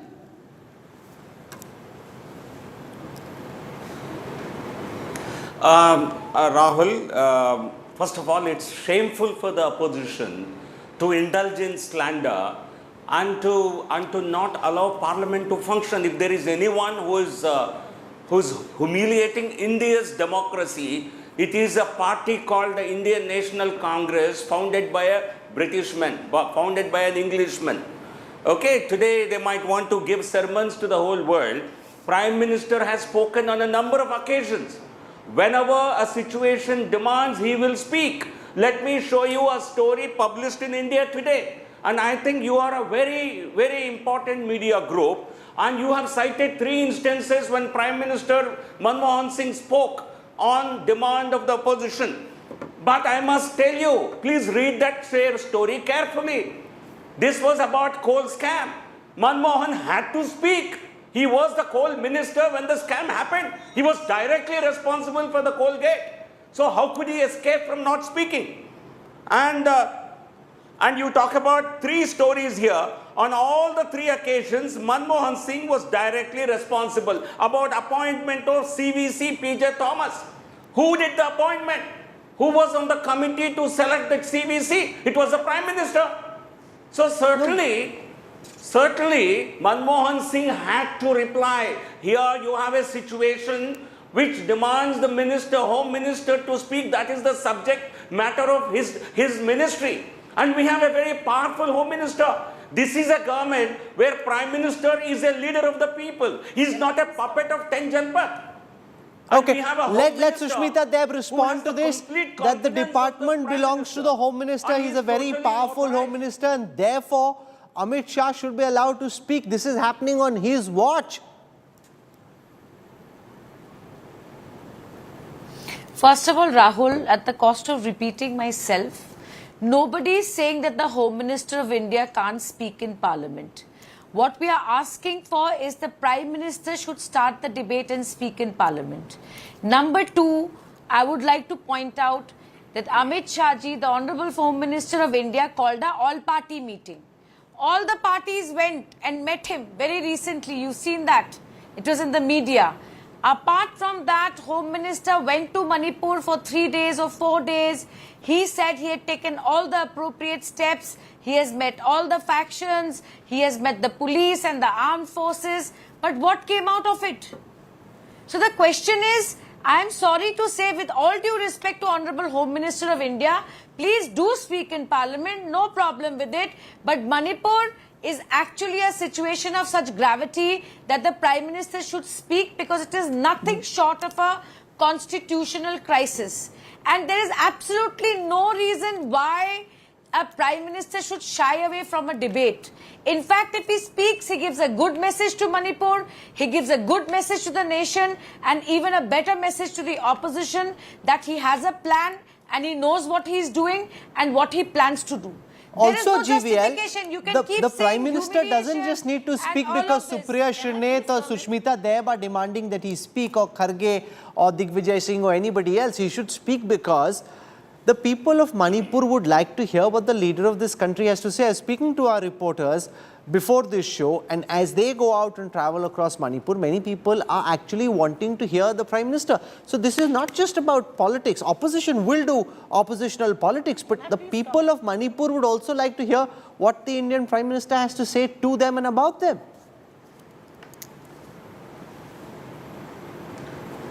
Rahul, I think as every countryman knows, Prime Minister, Honorable Prime Minister, is a hands-on Prime Minister.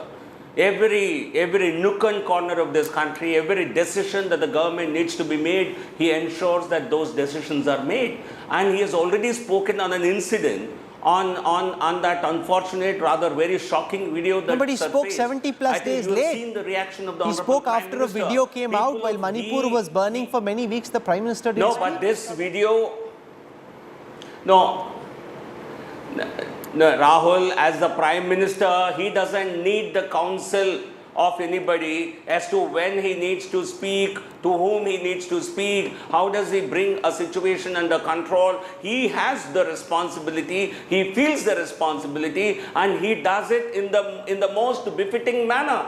We don't need some members in the opposition to really guide us on this. We have not contracted him to give us this kind of guidance. If they want, they can go and they can speak.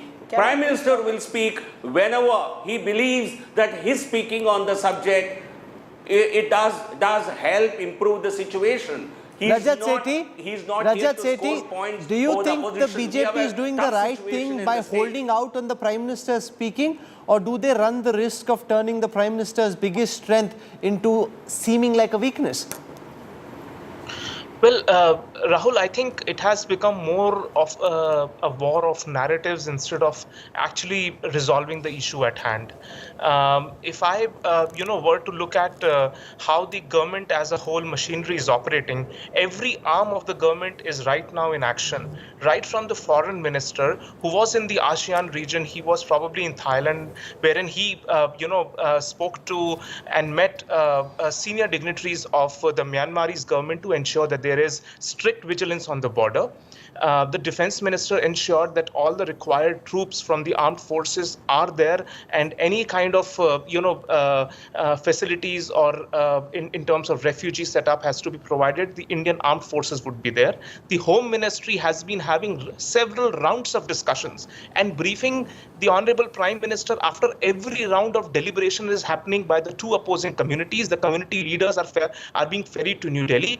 Look at all these arms which are working in sync with each other, and they are reporting to the Prime Minister. It's just that the Prime Minister is not obliged to come out that after every briefing that he gets to come in before the media and say that this is the briefing I got. I think he has a plan in mind wherein he is looking at... Let Supriya Shrineth respond to what you're saying. The top ministers meeting the Myanmar junta, trying to ensure that poppy smuggling from Myanmar, arms smuggling from Myanmar is brought to stop, trying to barricade the border in Manipur and elsewhere. What needs to be done, Rajat Sethi argues, is being done. The Prime Minister needn't give the opposition ball-by-ball commentary on what he's doing. Supriya Shrineth.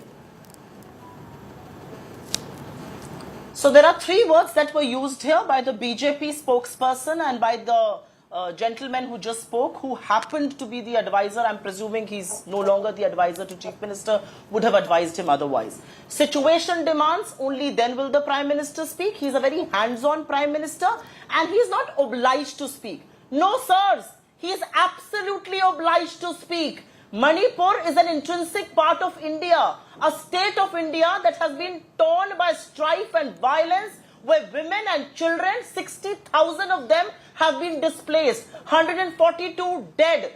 You are telling me that the Prime Minister doesn't need to take this country into confidence? You are telling me that the Prime Minister only needs to speak when a horrifying video surfaces and only for 36 seconds? You are telling me that the Prime Minister does not owe it to Parliament to speak? We are a part of parliamentary democracy. Please do not undermine the temple of democracy. And I will also tell you, One more thing, Rahul. The Prime Minister chose not to speak on the anti-farmer laws. 750 farmers lost their lives. He eventually had to go back and withdraw those laws. That's the reality. The country is paying a price for the brazen arrogance and ego of the Prime Minister. ये कौन सी जिद है आपकी? आप देश के प्रधानमंत्री हैं, सदन के नेता हैं, आकर बात कीजिए. And I also want to point out one very important thing here.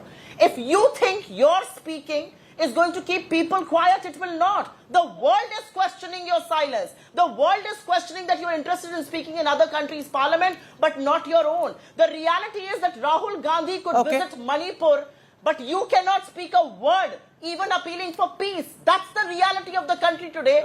And you are GVL Narasimha Rao, this charge that the Prime Minister addressed a joint session of Parliament in the US when he spoke to the joint session of Congress, but doesn't want to seem to do so in India when Parliament is in session.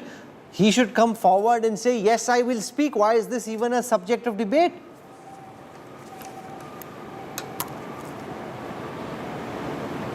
No, Rahul, a parliament functions according to a dialogue and some amount of give and take. It does not work according to the opposition's blackmail.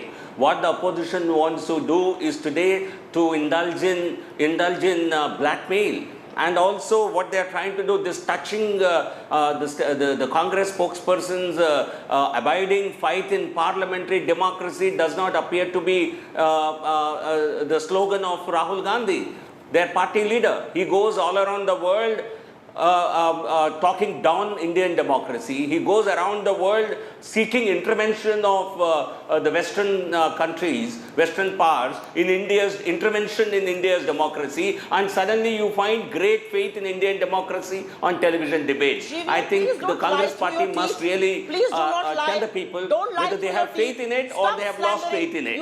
Because you can't say, no, Rahul Gandhi goes around the world abusing India's democracy, goes around the world deriding India's democracy, and here you're giving us lessons in Indian democracy. Supriya wants to just make a quick interjection. Supriya, 20 seconds. Is exposing itself. We've been ready for a discussion from day one. We have been waiting for a discussion on this. What is holding the opposition back? Please keep quiet, GVL. Because you want to discuss it under Rule 176 in a matter of 2.5 hours, and I think you can't draw No, Supriya, that's no longer right. The Home Minister has said he's willing under any rule for discussion for as long as is required. The Home Minister sits on the floor of the House. I heard this myself. He said, I am happy under any rule to debate as long as is required. The Home Minister said this today. You have asked me to speak. So why does the Home Minister need to say it? Who is he trying to hide? Where is India's Prime Minister? एक राज्य जल रहा है और मोदी जी के पास वक्त नहीं है आकर. Where is he busy? What is he doing? I would like to know. He was roaming France, America, West Asia and Egypt when Manipur was burning. He knew all about it. He has intel. He has police. He has a not on holiday. Not on holiday. Why did you not speak on that? Stop giving explanations for the Prime Minister. Stop hiding the Prime Minister. The Prime Minister needs to come out and face this country. And GVL Narasimha Rao, the next time you slander Rahul Gandhi, I will throw what the Prime Minister has said to you. Indian Mujahideen. That's what he has compared India to. How dare you give us lessons on India? You are anti-Indian and anti-national. There's never been he's compared your opposition. You're trying to hide behind. Keep quiet. You should apologize to the country. Supriya, let's keep it classy. You've made an argument. Let GVL Narasimha Rao now respond. Let GVL respond. This charge that when you use India, Startup India, Skill India, Digital India, Khelo India, Make in India, New India, tab theek hai. If the opposition uses the acronym India, then you start comparing them with the Indian Mujahideen. How is that fair? Let GVL Narasimha Rao respond. हटाओ India अपने नाम से. Oh, come on, Supriya, you made an argument. Now let GVL respond. GVL. We are having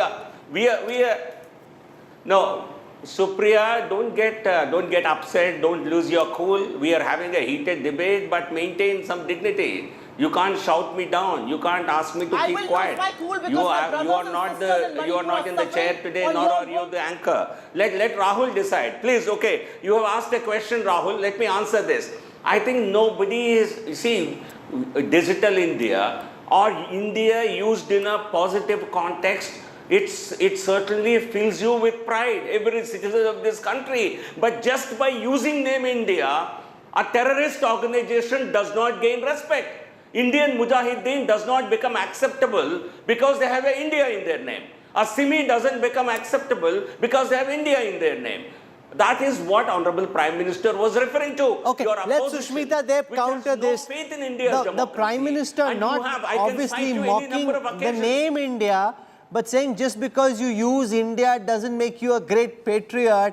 Even the Indian Mujahideen has India, even Simi has India, even the Popular Front of India has India in it. So using the name India per se doesn't change anything. That's the argument GVL says the PM is making. Sushmita Deb. Yes.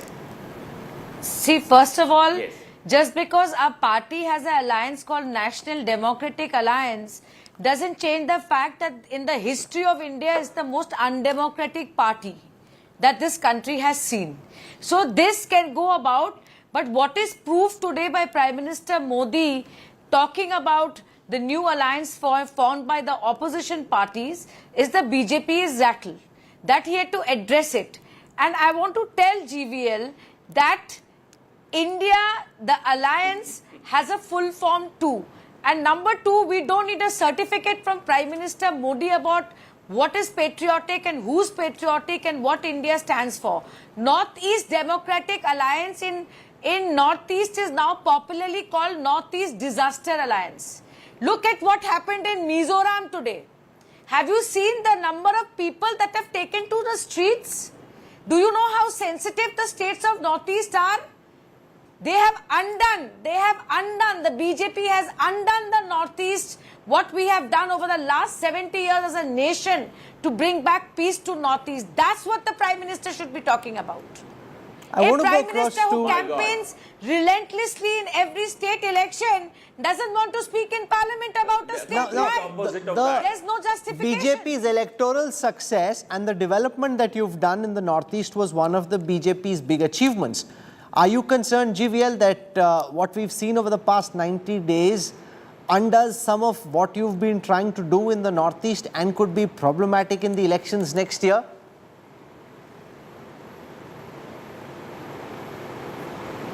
No, Rahul, we are not even looking at that electoral dynamics now. We certainly have a challenging situation in Manipur, and it's nothing. Honestly, this region was had such problems in the past, and for 70 years there was no development. A friend from Trinamool Congress is claiming a lot of development has happened. No. The people of Northeast are experiencing development only in the last 9 years. Sushmita, which development are you talking about? Which there have been accords with practically, there has been peace all over Northeast over the last 9 years. But certainly, this has happened on your watch, which is the point I'm making, that Manipur now undoes some of the good work that you've done in the Northeast. Okay. I want to go across to Rahul. But you see, Rahul, people do understand. People of Manipur and rest of it's. The problem with BJP and RSS is you all know nothing about Northeast. You just treat no, but the real peace was established in Nagaland, Manipur, Mizoram. I want to go across to Rahul Srivastava, National Affairs Editor. Rahul, you've got the opposition making the demand that the Prime Minister speak and nothing less is acceptable. The Home Minister now willing for a long discussion, willing to speak himself. That doesn't seem to be satisfying the opposition. Is there a possibility that there will be a way out tomorrow, the day after, or are we looking at a washout in the monsoon session? Rahul, the opposition has found a strategy to get the Prime Minister to speak. Now that the demands of Prime Minister speaking did not succeed. See, primarily, Rahul, one should understand that the rule book does not say that the Prime Minister needs to speak on issues. It is the concerned ministry. If there is a question asked, Home Minister. But yes, it has been a precedent in the past and a tradition that Prime Minister do speak. Manmohan Singh, who did not have a lot of political authority in his party, spoke some 60 odd times on various reasons. Prime Minister Narendra Modi, largely more on motion of thanks for President, addressing, while there are some issues like election of speaker, deputy speaker, 30 odd times.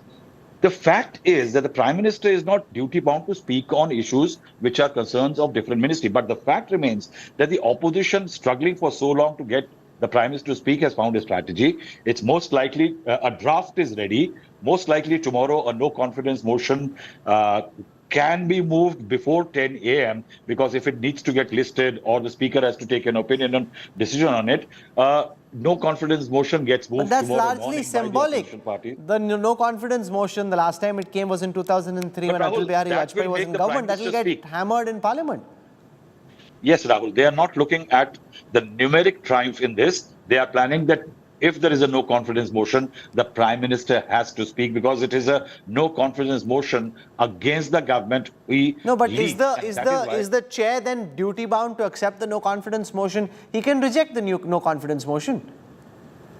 Rahul, usually it takes a certain amount of time that if there has been no confidence motion 6 months, the government has proved its majority 6 months ago, then definitely it can be rejected.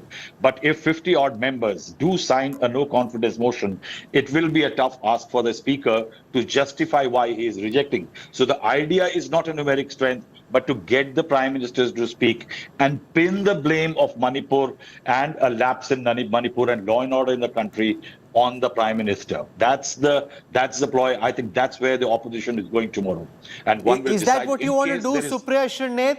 Press for a no confidence motion, even though the numbers are heavily loaded in the BJP's favor, because that then becomes the reason for the Prime Minister to have to speak at some point. I think this country needs to hear its Prime Minister. There's a Prime Minister who occupies that chair, a Prime Minister who was democratically elected, a Prime Minister who may have abdicated his duty right now, but Manipur is burning, and whatever makes him speak, I think strategists in Parliament and my more senior colleagues are going to decide on that. But I think India deserves to hear its Prime Minister who hasn't spoken on Manipur, barring the 36 seconds that he spoke in the middle of an 8-minute, 25-second speech that he made outside GVL Parliament. Narasimha Rao, does this no confidence motion bother you? The fact that they're just upping the ante in a way that they're trying to tell their voters and those who are on the fence that the Prime Minister is running away, and this is a perception you don't want should get built. You in fact want to counter this completely. Is this no confidence motion something that the Speaker will accept? How do you see this, GVL?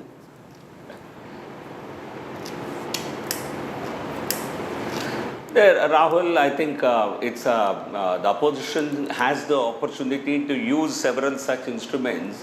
If they indeed move such a motion, I think they are actually shooting themselves in the foot. I personally think it would be a big astronomical blunder if they indeed go ahead and do this. I think it will be a huge blessing in disguise for us, and I'm hoping that they will take such a the other thing that can happen, Sushmita Dev, you do a new confidence motion, it gets accepted, and then the opposition gets hammered. You lose the no confidence motion so badly, and then the BJP, GVL, Ravi Shankar ji, everyone says, see, we have the confidence of the House, we have the confidence of the people, the opposition just making this big song and dance. They were trying to play politics, they've been beaten. Rahul, all you have to do is take Mr. GVL's and the Ravi Shankar Prasads of the BJP and please go to Manipur and see the total lack of confidence that the people of Manipur have in the Chief Minister of Manipur, the Home Minister of India and the Prime Minister of India. They have spoken out. The BJP MLAs of Manipur have spoken out against their own party, own Prime Minister and own Chief Minister. That's the lack of confidence people of Manipur have in this government of India and the government of Manipur. That's what Ravi Shankar Prasad and GVL should be worried about. Just because they have a brute majority in Parliament, it doesn't mean it's something permanent, and neither does it mean that it exists in Manipur, and you can rest assured about that. Okay, I'm going to leave it over there for the time being. We'll track what happens in Parliament very closely. These political fireworks, some of them should really be happening in Parliament. We have a high-level back and forth. Let's see what happens in Parliament with this no confidence motion if it does indeed get moved. Before I slip into a break, I want to tell our viewers that tomorrow at 8 p.m. is when we'll get you an exclusive Jab We Met with Nick Clegg. He's the global president for public affairs at Meta, Facebook. And he's speaking about artificial intelligence, regulating AI. He's speaking about threads. He's speaking about, keeping kids safe on Instagram. He's talking about whether Meta has the ability to do innovation. Are they just copying, whether it's reels, whether it's shorts, or whether it's threads? So a lot of that coming up in that exclusive conversation with the global president of Meta on the news track at 8 p.m. tomorrow. About that cage match, as somebody looking at it, what's your wager? Is that a metaphor? Oh my gosh, I've only got one answer if it happens. Of course, Mark Zuckerberg will win, and he's super fit, and he's really into fitness, is really into these sports, into Brazilian jiu-jitsu and MMA, and so on. Yeah, but listen, I think, I don't know, I don't do it myself, but I think a lot of this is about technique, not just about size. Whether it'll actually happen or not, I honestly, I don't know.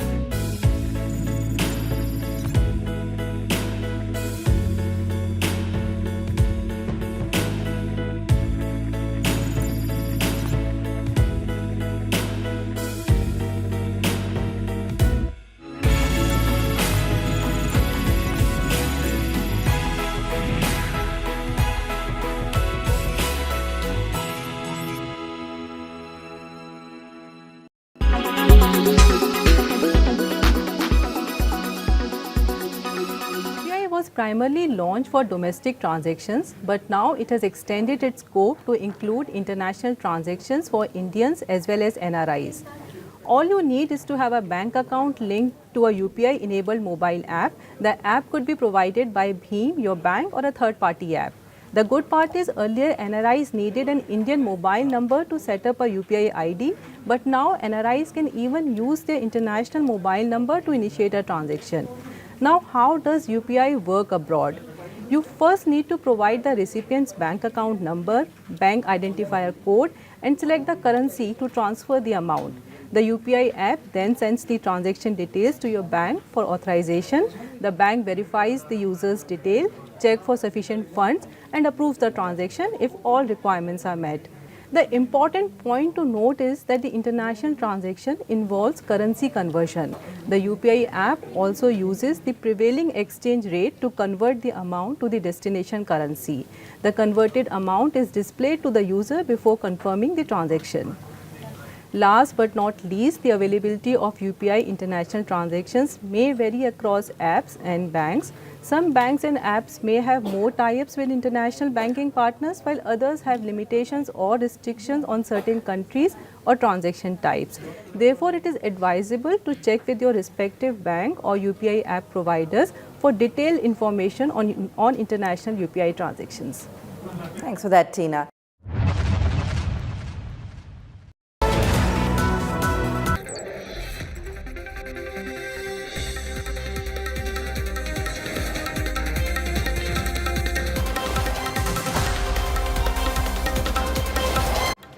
You're on board the news track. Monsoon mayhem is wreaking havoc in the south now, and Karnataka is one of the worst hit states.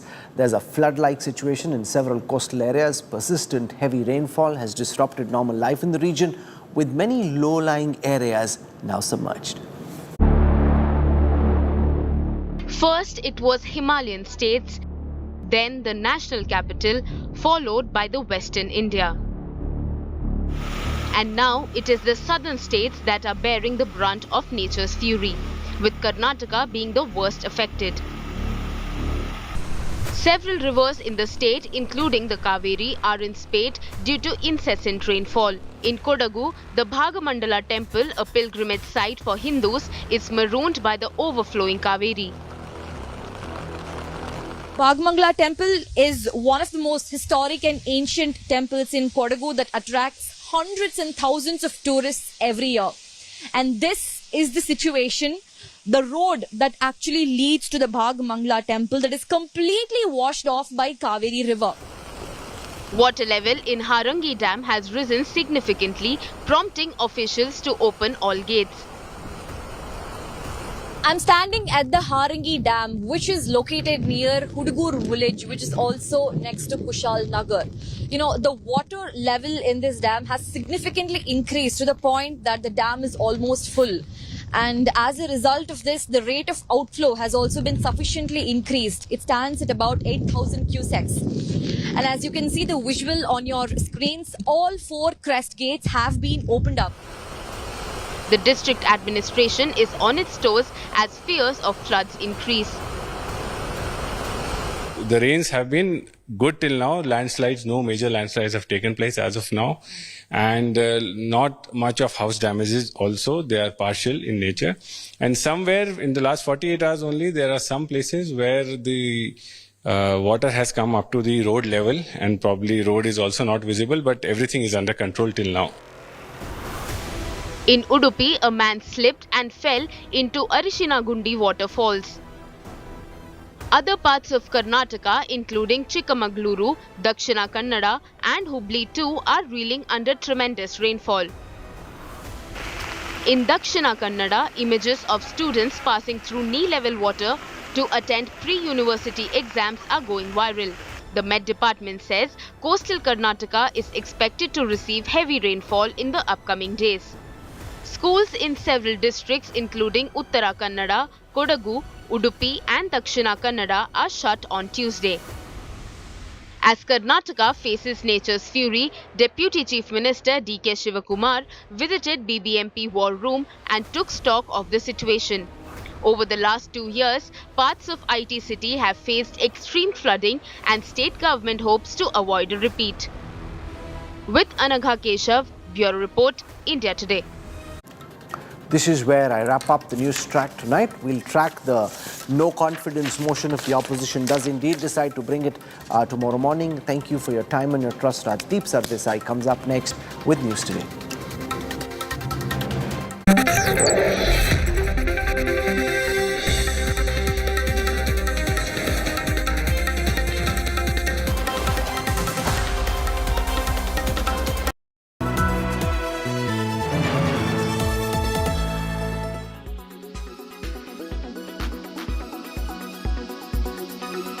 While this diet soda can be your once in a while sort of an alternative if you're having a craving for a sugary drink, this certainly isn't healthy. This is not your alternative to sodas, to regular sodas. Diet sodas have their own set of problems. So if you feel like having an iced drink, go for the old-fashioned drinks. Have water, have milk for example, also fresh fruit juices, not the ones that come in a Tetra pack. The other problem here is aspartame. Diet sodas contain this ingredient associated with anxiety.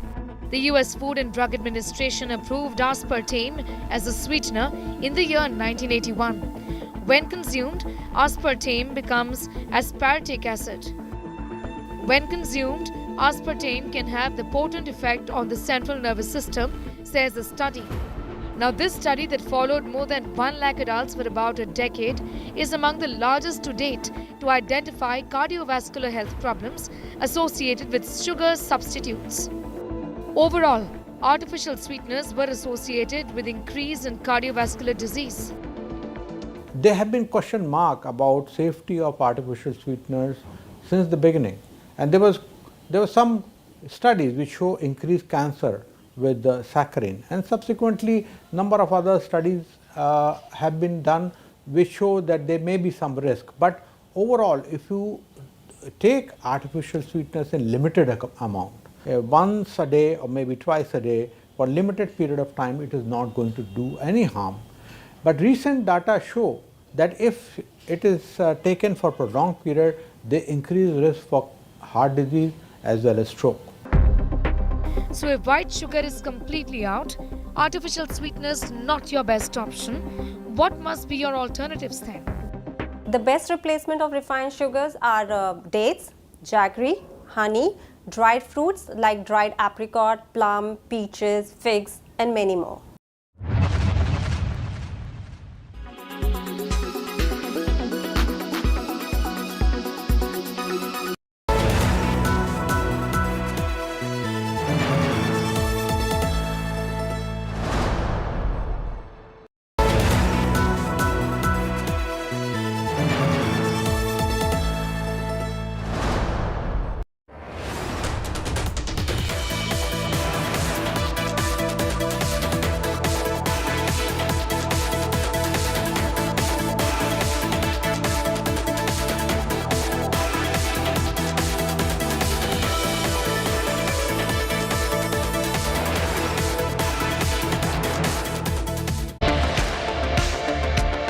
About that cage match, as somebody looking at it, what's your wager? Is that a metaphor? Oh my gosh, I've only got one answer if it happens. Of course, Mark Zuckerberg will win, and he's super fit, and he's really into you know, fitness. Is really into these sports, into Brazilian jiu-jitsu and MMA and so on. Yeah, but listen, I think I don't know. I don't do it myself, but I think a lot of this is about technique, not just about size. Whether it'll actually happen or not, I honestly I don't know.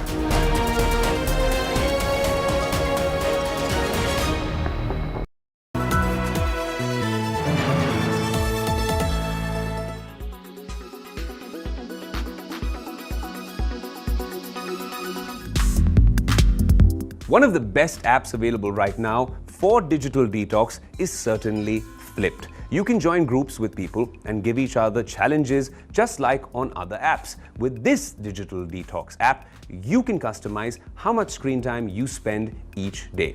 All social networking apps will disappear after the timer expires for the specified period of time, but calls and messages will still be functional. The Flipped app is designed to increase your productivity. For instance, when you're studying for an exam, to improve attention and relaxation, you can use the relaxing soundtracks that are already included with the app. The tunes on the app are lovely, with sounds that range from crackling fires and even mild rain. Number 5. Well, this one isn't an app, but if you use an iPhone, then this is a nifty feature. Focus mode. And I'm using it right now. By switching on this mode, you can shut down your work apps for the weekend, turn off notifications when you're working or even sleeping. You can decide when to get email notifications and when you want to take specific calls, etc. It's like a much more effective and specific DND mode that you can use for work or play. Couple that with screen time notifications telling you you've been spending way too much time on Instagram, and it changes the user experience altogether. So there you go, my top 5 ways to ensure technology augments my daily routine but also lets me live under a rock when I need to. That's me signing off, and we hope you stay safe and that these tips come in handy.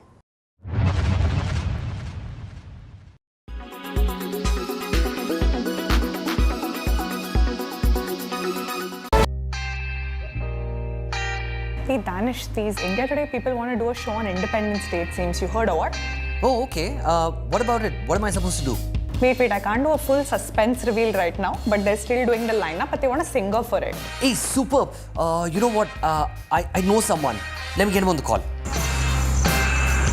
Danish, what ra? What? India Today. What show ra? Okay, 1 second. We have a singer, but we also need a dancer. Ishna Kutte. You're not heard, huh? You check her Instagram, ra. Ooh, that sounds like fun. Does this work? Since we're all expressing, I think we should also have her on board. But what do we all have in common though?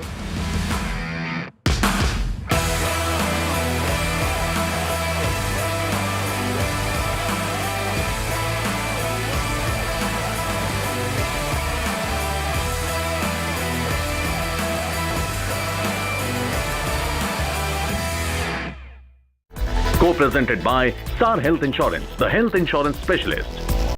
Co-presented by JK Tyre Ranger Series. Stay wild at heart. Co-powered by Watcho OTT Super App. One hai to done hai. Co-powered by the new Kia Seltos, the badass reborn. Co-powered by Sera. This is your space. Play it your way.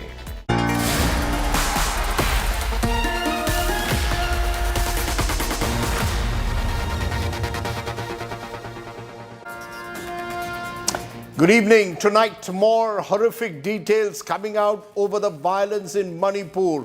We'll have eyewitness accounts of the violence that's taken place against women. And my question will be, will women leaders speak out in one voice against what's happening there? Also, our 9 headlines at 9 first. Union Home Minister Amit Shah says centre ready for a debate on Manipur, has nothing to hide. Sources claim the India alliance to move a no-confidence motion against the Modi government in Parliament on Wednesday. Manipur government partially lifts the internet ban in the strife-torn state. 7 accused arrested so far over the viral sexual assault video from Manipur. Government plans a counter to award Wapsi. Parliamentary panel recommends that recipients be made to sign an undertaking. Says don't make awards a political tool. Congress versus Congress in Karnataka. 20 MLAs write to Chief Minister Siddaramaiah over ministers not responding to requests for funds. DK Shivkumar claims it's a plot to destabilize the government that's been hatched in Singapore with the JDS BJP behind it. Former Haryana Minister Gopal Kanda acquitted in a case of abetment to suicide against Kanda's MD Airlines employee Geetika. Victim's family claims case was politically manipulated. NSA Ajit Doval holds a key meet with newly appointed China Foreign Minister Wang Yi. Doval tells China to build strategic trust. Says India is ready to work on the border row. Chandrayaan-3 completes a 5th orbit-raising maneuver. Slingshot to the moon planned on August 1st, going as per schedule. Amid suspense over his disappearance from the public eye, China removes King Gang as foreign minister, replaced by former foreign affairs spokesperson Wang Yi. India's women cricket team captain Harmanpreet Kaur suspended for the next 2 international matches, fined 25% of her fee for openly criticizing the umpire during a recent match against Bangladesh.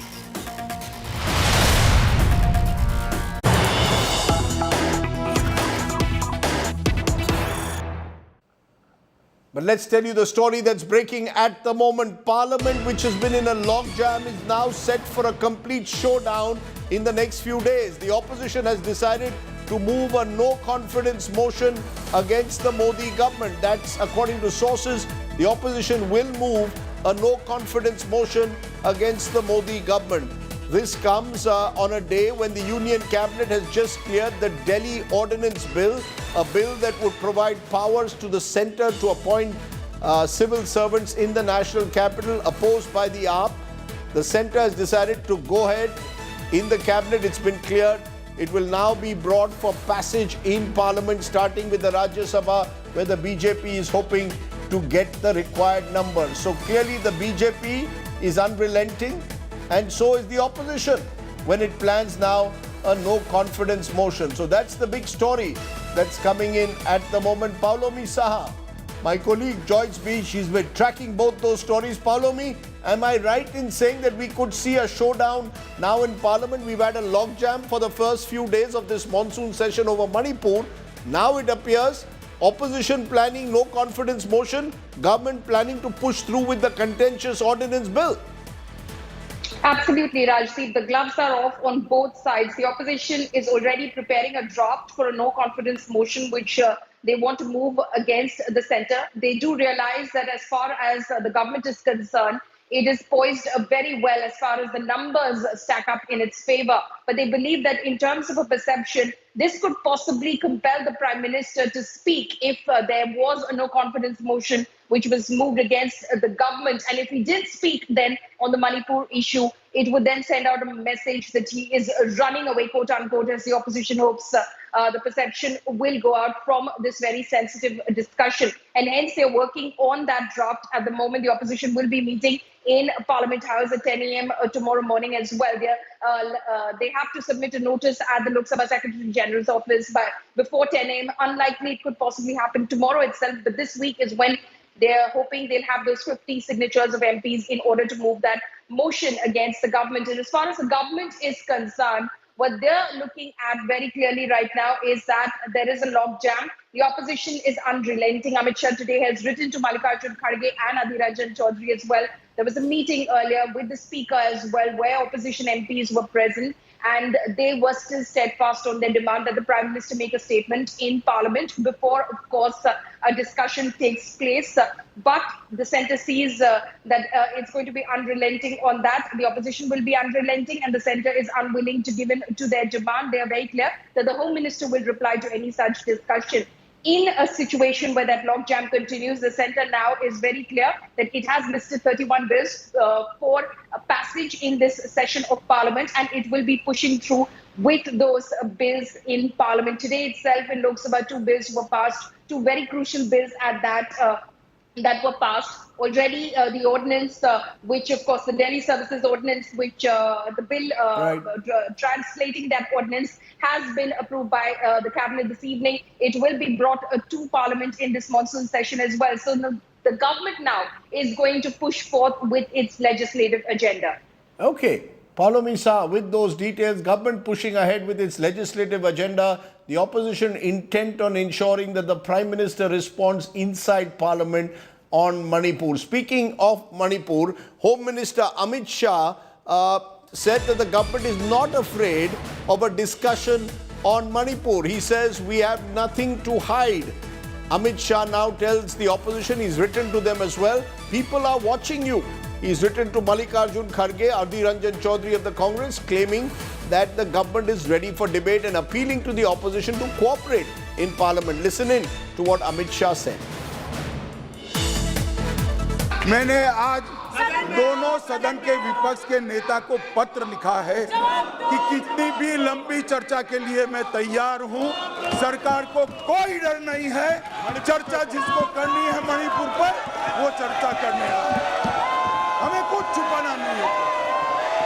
हमने दोनों विपक्ष के नेताओं को मैंने आज पत्र लिखा है। मैं कहता हूं कि जनता आपको देख रही है। चुनाव में जाना है, जनता के खौफ को ध्यान में रखें और मणिपुर जैसे संवेदनशील इश्यू पर चर्चा के लिए उचित माहौल सदन में बनाइए। Okay, Amit Shah saying government ready for discussion, but no clarity whether Prime Minister Mr. Modi is ready to speak on Manipur. And this on a state, remember, which has seen terrible ethnic violence. More than 140 people have died, and many of them are women. In fact, more and more cases are coming out of women's safety being compromised after the May 4th naked video shocker that went viral.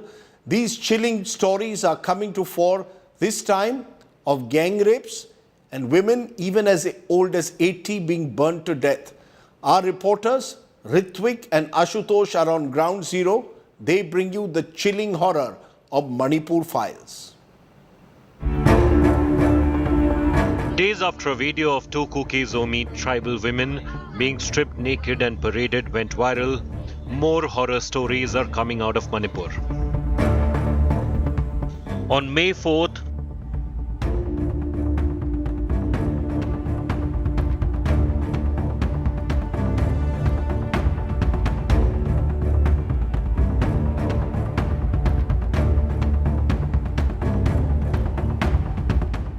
the victims belonged to the Kuki-Zomi tribal community.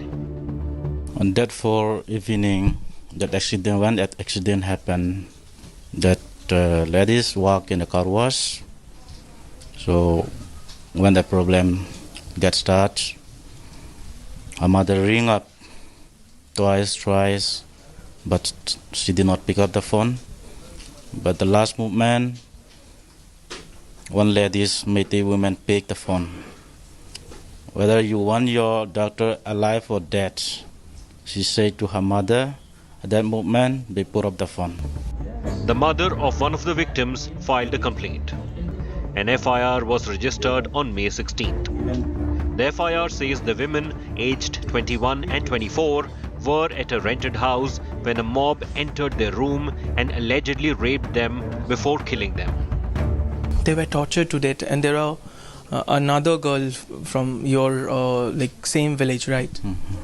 The two girls worked together in a Gama car wash. So the two were killed in the same day. There are horror stories from both sides of the Meitei-Kuki divide.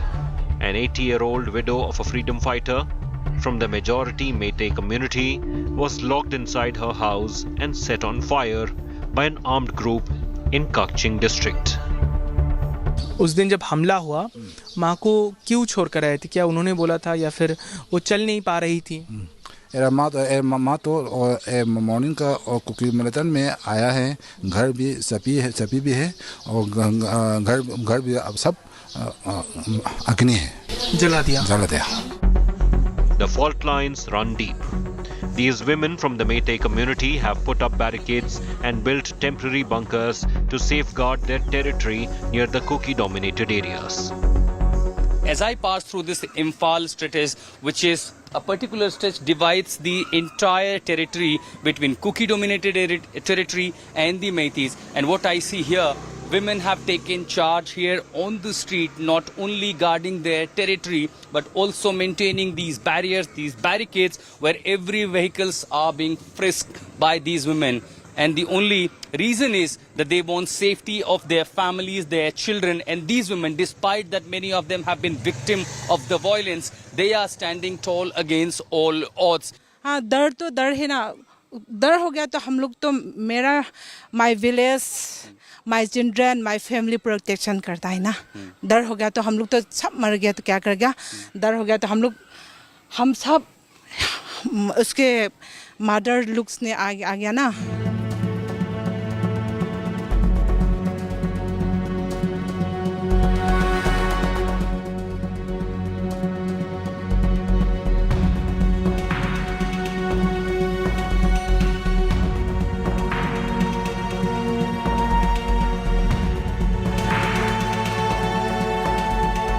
With Ritik Mondal, Indrajit Kundu and Ashutosh, Bureau Report, India Today. So as I said, on the ground, women are the soft targets. In fact, remember, it was that horrific video of two women who were paraded naked in Manipur on the 4th of May that finally woke up the political system in this country. So the images that you are seeing on your screen in a way reflect what's gone wrong in Manipur. Now, angry women protesters taking to the street, raising slogans against Manipur police, demanding action and accountability. They were calling the horrific rape incident a national shame. Protesting women have also sought Chief Minister N. Biren Singh's resignation. But here too there is a divide. The Kuki women are the ones who are targeting the Chief Minister, even as the Meitei Paibis, the mothers of Manipur, are standing firmly behind the Chief Minister and supporting him. So you're seeing that divide taking place on the ground as well. Let me raise those questions. Are women the most affected by the violence we are seeing in Manipur at the moment? Will the perpetrators of these kind of gang rapes and mass violence get away? Will women leaders speak out in one voice, or will they be also divided on party lines? These are some of the questions I will raise. I'm joined by Khani Mori, the DMK MP in Parliament, by Mihira Sood, advocate at the Supreme Court. Beena Lakshmi Nepram is someone from Manipur who has been taking up the cause of women caught up in conflict. And Flavia Agnes, women rights activist and lawyer, joins me from Mumbai.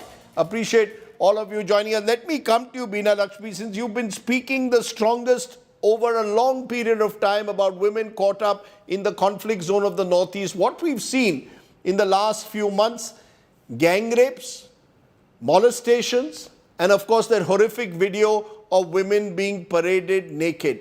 I want to understand from you today, do you believe that we have seen the entire truth, or more is to come? Do you fear that women are even more likely to be victimized in the days and months ahead? Absolutely, Rajdeep. Women have been caught in the crossfire in Manipur's conflict for more than 4 to 5 decades.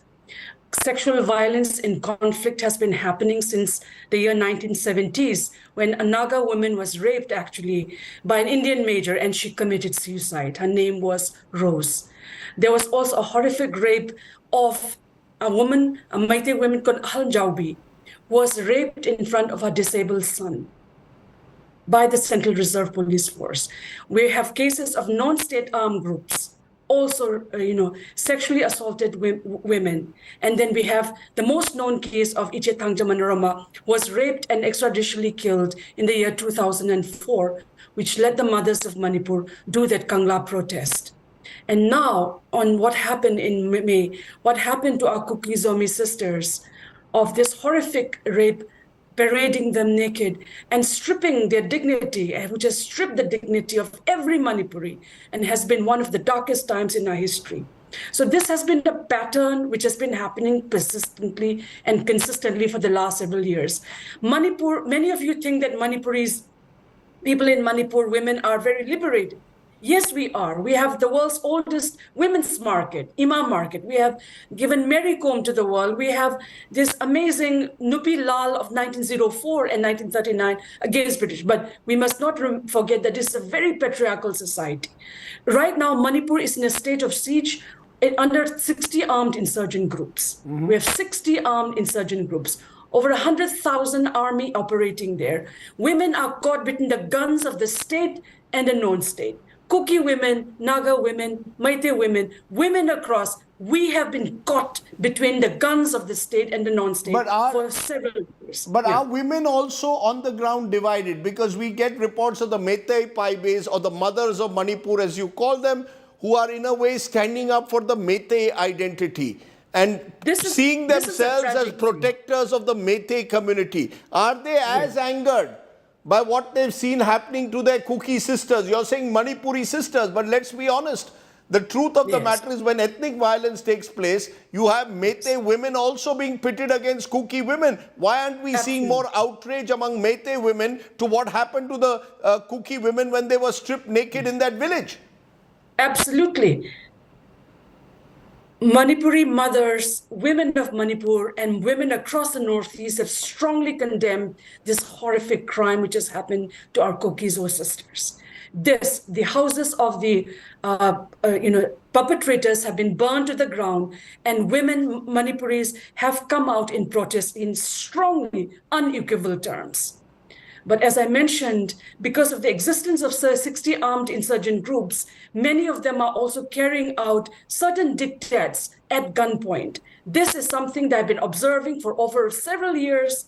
And as a result, it is important for women, Kuki women, Meitei women, to come together and say that violence against women, because in any conflict, Rajdeep, women, 80% of the casualties and the victims are women and children. As a result, that's why we started the Northeast India Women Initiative for Peace to ensure, and there we had Kuki women, Meitei women, Naga women, Assamese women, Mizo women, all together we have had four But in this instance, are Meitei women speaking out as Meiteis first? That's the point. Are they speaking out as Meiteis first? We're getting reports from the ground of how the Meitei Paibis are organizing their own blockades, claiming to be protectors.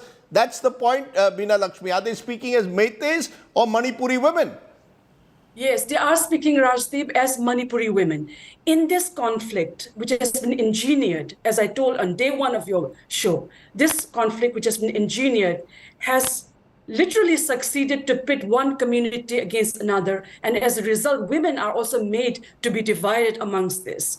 So at this particular juncture, we are at a critical time in our history where there is, Rajdeep, a slow genocide going on.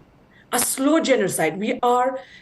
This is definitely a women's issue, but this is also an issue of national security, an issue of the safety and security of every woman, child, and young person in the state of Manipur. Because today, as the body of a 17-year-old woman she disappeared, Linthong Ngambi, has not been found.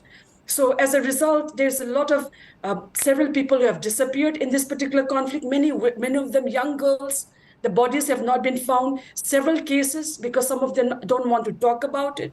So I think rather than pitting one community against another, one woman against another, I think, Rajiv, it's time for the women of Manipur and the women of our country and all concerned citizens to ensure that today the parliament has been screaming for 3 days, but no solution. No solutions. It's day number 81, 82 of this violence. And there's not been a single peace talk. By the way, number one. Number two, there are 17 peace talks happening in the northeast of India, and not a single woman is in it. So women have been excluded from decision making. We are never been made to be seen as full humans in our part of our country. So I hope this incident is a wake-up call that justice be done to our sisters and that every one of us unite. I myself, Rajdeep, have been targeted. The violence is not just on the ground. My face was morphed over a naked body and made viral by a certain community. I have been targeted time and again. I don't want to make it personal. Your face was morphed on social media? Yes, and put on a naked body and call it naked women. It's going viral. So we have been targeted, women, and some of us who have been speaking out, we have been caricatured violently. Over this past 3 weeks, Rajiv, I have just kept silent because for me, it's not about me, but it's ensuring that peace returns in the hills and valley of Manipur. My heart weeps for 3.3 million Manipuris, that today, such a beautiful state, a multi-ethnic, multicultural, has been divided. Kukis and Meiteis, I told you several times, have never fought in our history. And why is it that this conflict, again, very clear, 2024 elections, please stop playing politics on the bodies of women of Manipur. We say this to the men of Manipur, both of hills and the valley. They have destroyed us. They have destroyed our community. So we as women, as I mentioned, that we will have to stand united. Right. We have to speak that enough is enough to end these crimes and violence against women. Let me for a moment, Beena Lakshmi saying how her images have been morphed on social media. It's part of what women are facing increasingly in times of conflict. Kanimori, we are hearing these repeated instances of crimes against women, stories coming out as we just reported of gang rapes. A video of women being stripped naked and paraded in a village last week went viral. Are women, in your view, becoming targets? Are women the soft targets? And more importantly, should our women MPs be speaking out, cutting across party lines in one voice? Raksip, it's always the case that historically also, when every time there is a war or conflict among people, it's always the women and children who are, targeted, and they become very easy targets. And especially when it becomes conflict among groups or ethnic conflicts or conflicts based on religion, then it is always the woman who is affected the most, and they are what society thinks as shaming them is what they try to do, and that is their way of taking revenge on a community. So this is the pattern which has always happened, and it's very sad that at this day and age we still use these weapons against women and in conflicts. And this is why we've been saying time and again that you cannot create rift among people on the basis of ethnic clashes or religious politics. You cannot sow seeds of hatred among people, and it can never be taken back that easily. But and what happened was unbelievable. It's shaken the conscience of the entire nation. The whole world is shocked by what happened. And yet the BJP and the Prime Minister refuse to speak about it. You just mentioned, the Prime Minister is not speaking in Parliament. BJP, you claim, is not speaking in Parliament. But my question is, why can't the women across party lines raise it? Why can't you Smriti Irani, Supriya Sule, Mahua Moitra, all are voluble women MPs, stand up, speak in one voice. What stops you from raising your voice as one pressure group? I think Supriya Sule, Kanimori, Mawa Maitra, all of us are speaking in one voice. It is just that Smriti Irani refuses to reply to the questions we have. I mean, it would be ideal and it is the right thing that all of us, I mean, it doesn't have to be women MPs alone. I mean, we speak about other issues. Why should only women talk about what happens? It's violence. And I think everybody should speak, and human beings should speak in one voice against atrocities like this. But unfortunately, that doesn't seem to be happening. The Prime Minister chooses to speak outside Parliament, just outside Parliament, on the day the Parliament starts to the press. But he refuses to come and speak to the parliamentarians.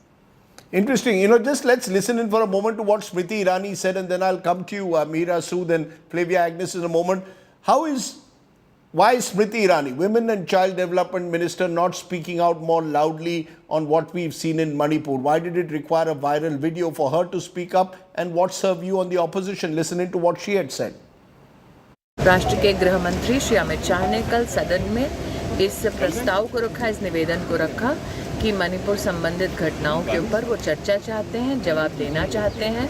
आप सब जानते हैं आंतरिक सुरक्षा का जो दायित्व है वो अमित शाह जी के अंतर्गत आता है। जब राष्ट्र के गृह मंत्री स्वयं बार बार विपक्ष से ये दरख्वास्त कर रहे हैं कि वो सदन में चर्चा करें, तो ऐसा क्या है मणिपुर के बारे में जो विपक्ष नहीं चाहता राष्ट्र के सम्मुख प्रस्तुत हो चर्चा के दौरान। Smriti Irani virtually throwing the ball in Amit Shah's court when it comes to a response on Manipur. But Meera Sood, it's one thing who speaks in Parliament and who doesn't. The real question is accountability and the dignity of women. We've seen 7 arrests taking place for the horrific parading of women naked in a village in Manipur. Do you believe that there will be prosecutions, or once the cameras switch away, the attention moves away, cases like this, where FIRs originally are filed against unknown persons, will often not result in speedy prosecutions? Rajdeep, this depends entirely on political will, unfortunately, because particularly in cases where they've become very publicized, where it is seen as a failure of the state government, where it is an ethnic clash and you have a majoritarian government at the center, it does become a political issue. And frankly, this is patriarchy 101. Women are always targeted in any kind of ethnic or communal violence because they are seen as the prized possession of men, and this is seen as the best way to humiliate and dishonor the men of that community. Women are seen as chattel here, who are used to humiliate and dishonor men of another community. And even in answer to your question, why are women being divided? I think this too is unfortunately sometimes very successful project of patriarchy to shame women into their other identities and protecting their other identities, whether it is a communal, ethnic, political party or any other identity, and to shame women into saying you need to stand up for this, you are more than just a woman. That is unfortunately a way kind of feminist language has been weaponized by patriarchy, and telling women you are more than just women as a way of getting them to stand for other causes and diminishing their identity as women and preventing female solidarity across the board. And so this too is, as I said, it's patriarchy 101. But are you saying that it is difficult to prosecute these cases? Are you saying that, because this video has gone viral, there's been a lot of attention, but we've just reported today another case where witnesses have come out and spoken of a gang rape and murder. In cases like that, do you believe that it is easy to prosecute? Or prosecution is done by the police, and the police come under the state government. Rajdeep, you can put 2 and 2 together.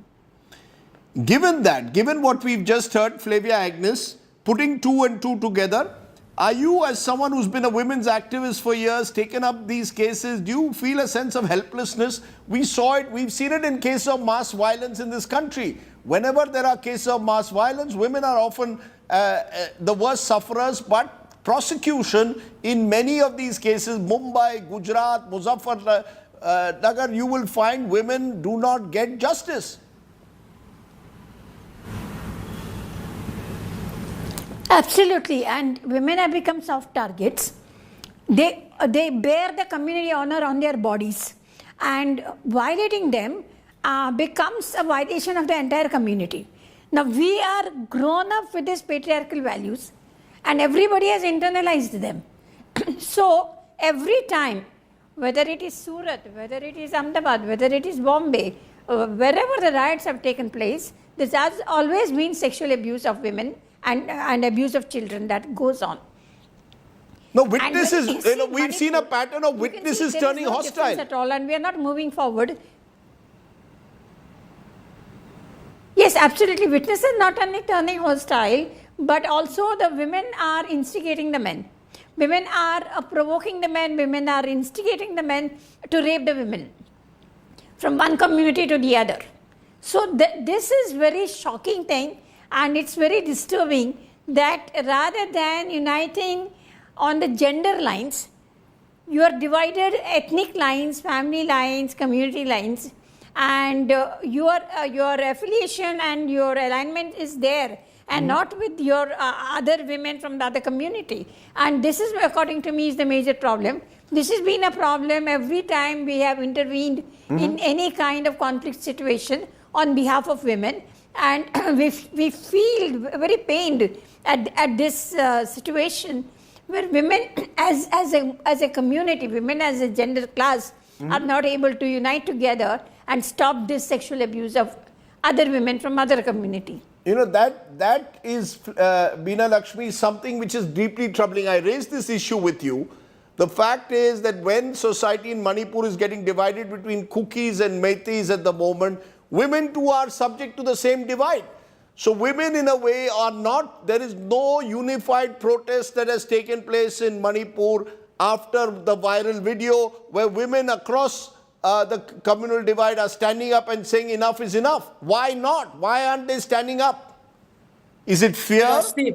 Rasdeep, first of all, this absolutely, this is wrong for anyone to instigate anyone to commit any heinous crimes against women and children, against humanity, against the elderly. It's wrong, and it's strongly condemned. This must be loud and clear. Number two is the fact that there has been a climate of impunity, Rajdeep.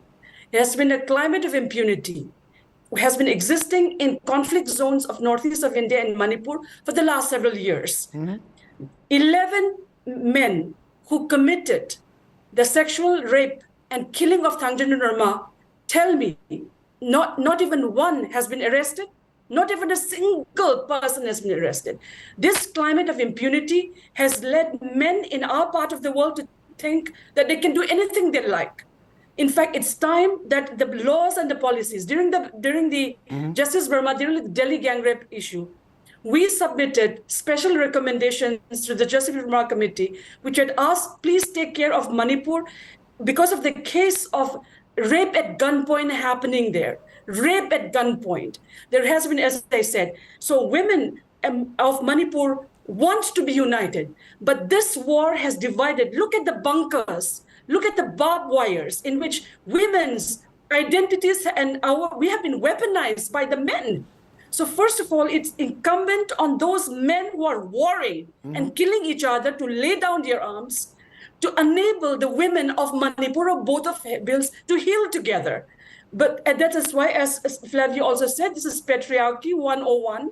This is extreme patriarchy. Militarization of our lives have been happening. Let's not forget that Manipur is a conflict. So to pit again one woman from one community, we will be falling into the trap of this violent patriarchal mindset, which are militarized. Again, as I mentioned, 60 armed groups operating there. They collide with the political parties. They collide with the criminal groups. And they are controlling our lives. So we have to tackle that first and ensure that justice is done to every sister, every mother, every woman who have faced this. We have to fight this unitedly. The fact, Kanimori, is what the victims need is they need justice and they need accountability. Who is going to ensure that? Now, when you want the Prime Minister to speak in Parliament, the opposition, the government says some of the worst crimes against women are committed in opposition-ruled states. The Prime Minister in his statement outside Parliament even mentioned Congress-ruled Rajasthan and Chhattisgarh. So should we be having generic debates on crimes against women or be more specific to ensure accountability in Manipur? See, it's very sad to compare both. I'm not saying that, just because it is an opposition ruled state, none of the states have any violence and no crimes against women. Everywhere there are crimes against women, and as a country, we have, had to be ashamed about the crimes against women in different parts of the country. But these are incidents which happen randomly, and it is not. This is a conflict. Manipur has literally been burning. It is an ethnic conflict, and the government has to take responsibility. It's nearly 3 months. They have not been able to, put down the violence there, and they have not been able to get peace there. And today, the bit of peace which is there is only because it is you have the army there, you have the forces there, and it is a forced kind of peace which we are seeing. And what was the government doing for? It's been going on for such a long time, and nothing has happened. And the government knew that this has happened. These women were, stripped and paraded and raped. But after the FIR was filed, why did the government not take action? Why is it that the videos had to go viral and everybody had to, start questioning the government till one person was arrested and later a few others? Why was the government silently watching as a spectator? What were they doing? Right. And you cannot, this is something which is unacceptable, and you can't try to divert it talking about other states. What is happening in Manipur, you cannot compare it to any other state. Well, let me just say, we've had enough of whataboutery. What we need is accountability. Women need justice. Women need their dignity protected. And women need men to stand up for them at this hour of crisis. I appreciate my guest joining me on my top talking point there. Now, amidst the ongoing situation in Manipur, amidst all that violence, there is the reality of mothers who are seeing the smiles of their newborn babies. 32 children were born in a relief camp in Imphal in the last 60 days. Ashutosh Mishra with this report. Hope in the midst of gloom. This relief center in Imphal, Manipur has become a godsend for women and children hit by the ethnic violence. The camp has seen 32 childbirths in the last 60 days. From 21st May to 21st July, 32 children were born in the relief camp of Imphal, the youth hostel, which is operated by the BJP workers here. These women somehow managed to escape from the conflict area, which are Churachandpur, Bishnupur, Torbang, and all these places. It took more than 15-20 days for all of them to at least gather the information about the old pregnant woman. Now all you see, these innocent faces, there is a sense of fear, apprehensions, concern for the future of their children, as they have seen their houses burn, family members killed, and somehow they escaped while they were pregnant, not just saved their lives, but also their child. When they came here, they were traumatized because of this conflict situation that happened in this Manipur. And then they were like, they have no hope because already their houses burned and their house has been, cracked down. Because of that situation, they have been like, we don't have any hopes. How can we survive in this future? The children who escaped the clashes with their families are adapting to the new realities of life. ये क्या है ये क्या है? आप खेलते हो इससे? और ये क्या है? क्या लिखा है इसके ऊपर? पेपर। अच्छा, इस पे काउंटिंग लिखा है। 2 1s are 2, 2 2s are 4. पढ़ो, पढ़ के दिखाओ। 2 to 4, 2 3 to 6, 2 4 to 8, 2 5 to 10, 2 6 to 8, 2 7 to 14, 2 8 to 16, 2 9 to 18, to 10 to 20. Who's this? Is this you? Is this you? Me. No? You? Is this you? Who's this? Who's it? The images of violence still haunt these victims. Many recount their harrowing experiences on India Today's cameras. यहाँ में तो बहुत ख्याल रखता है, doctor भी रखता है, मेडिसिन सब कुछ यहाँ में फ्री में देता है और खाना वगैरह सब वो लोग ने देता है. For these women, going back to their villages is a no-go for now. This camp remains their only shelter and hope. With Ashutosh Mishra in Imphal, Bureau Report, India Today. Let's turn from there to how the Manipur violence is impacting neighboring Mizoram. Today, thousands of people took part in a solidarity march in Mizoram's capital, Aizawl, to express solidarity with the violence-hit Kuki tribals of Manipur and demanded that central and Manipur government restore peace and normalcy at the earliest. Mizoram is experiencing the blowback of what's happening in Manipur.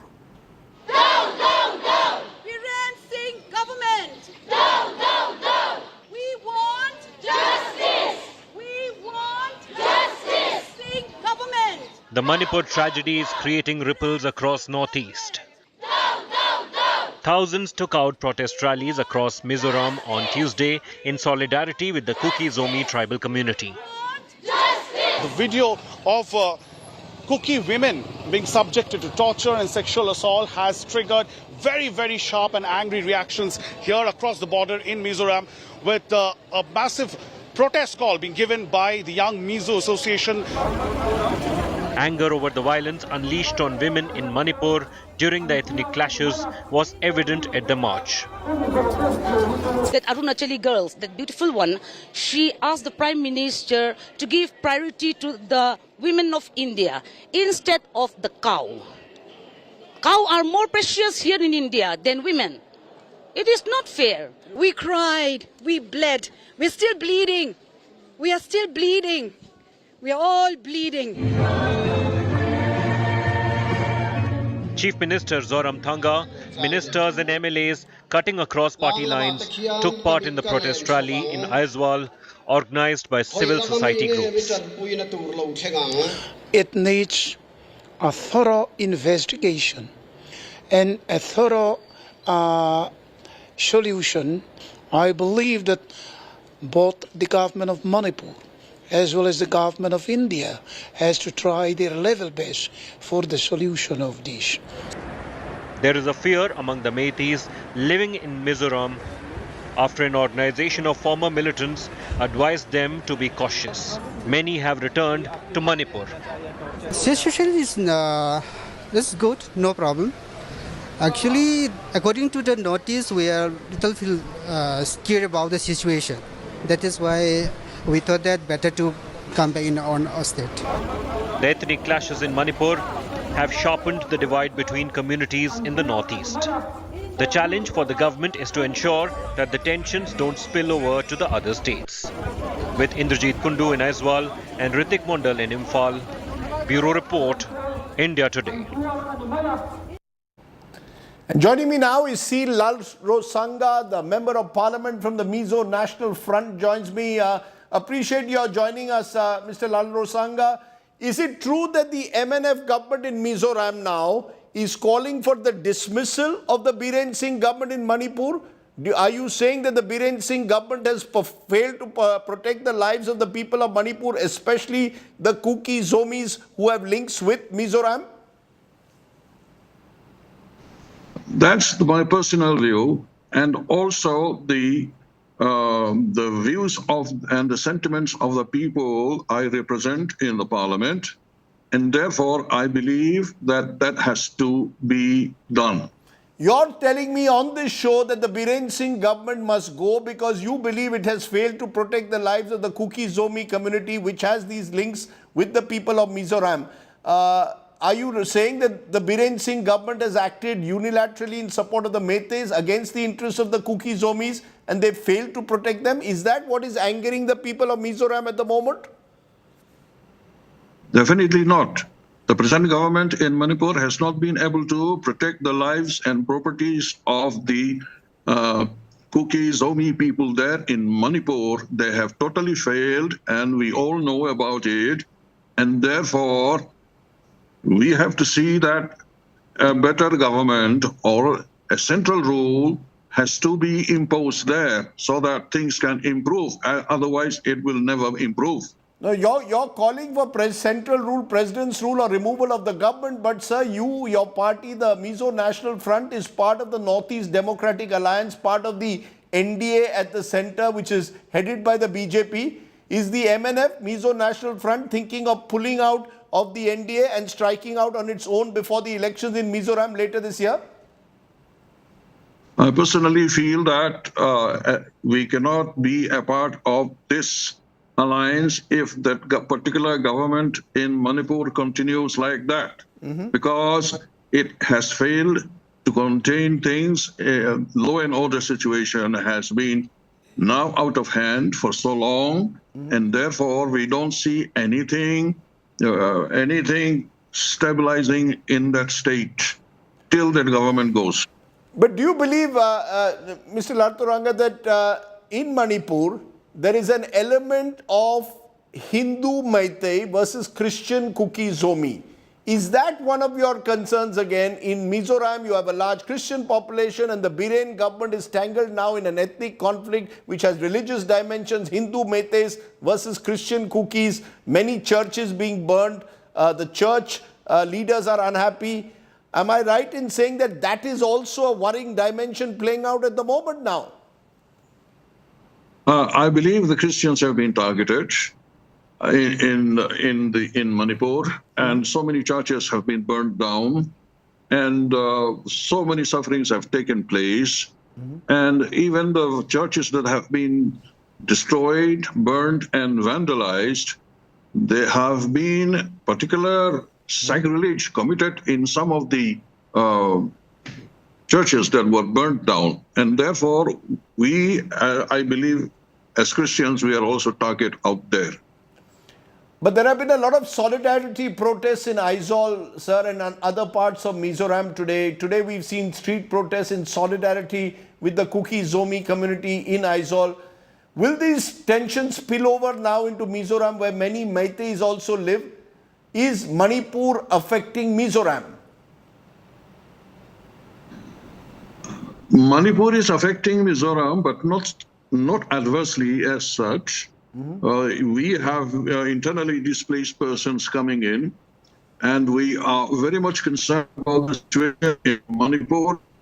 Therefore, today there was an expression of solidarity with the brothers and sisters in the hills of Manipur, those who have suffered, those who are victims of violence.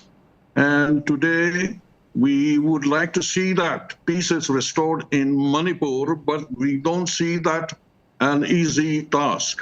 However, we feel that in Manipur, the situation has to be under control, has to be put under control. So far, it has not been put under control. Nobody has been able to contain the situation there as it is, because there is violence even still now.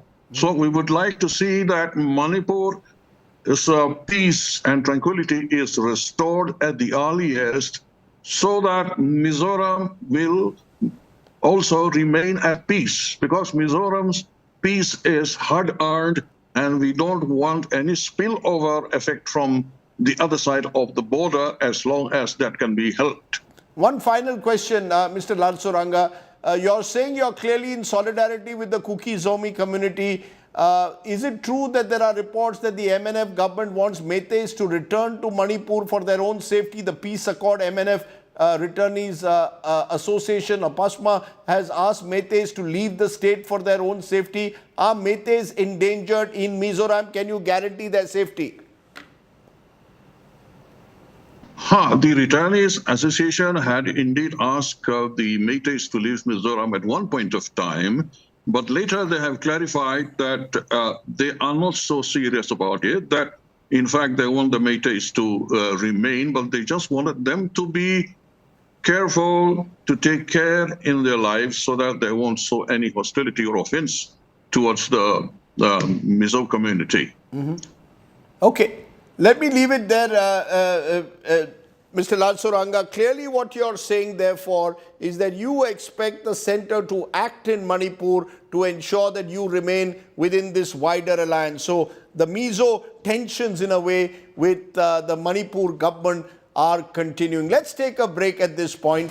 On the other side, we will be back tonight's good news story coming up. You're watching the news today. News without the noise.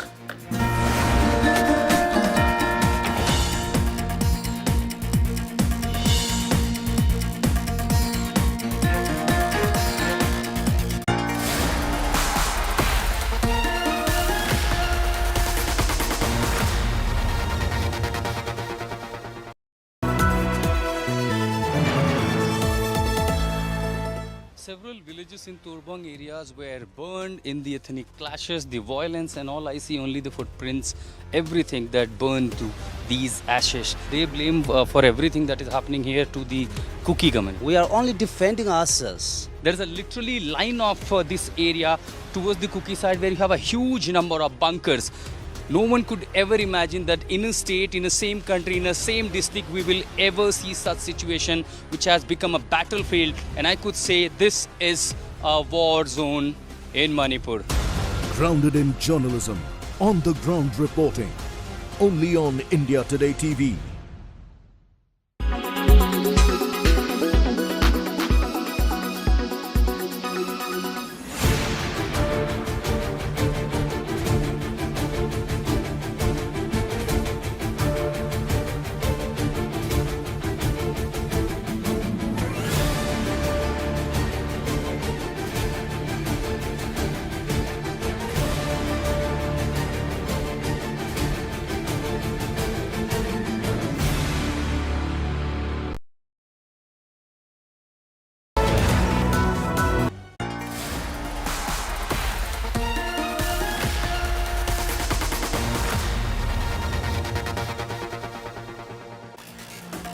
Welcome back. Let's turn to tonight's good news today story, and it's an interesting one. The skyrocketing prices of tomatoes recently, which have affected the pockets of several people, have also proven to be a boon for farmers in Himachal Pradesh Mandi. Some of these farmers who are happily depending on tomato crops have now earned lakhs by selling the tomato at good prices. Take a look at tonight's good news today story.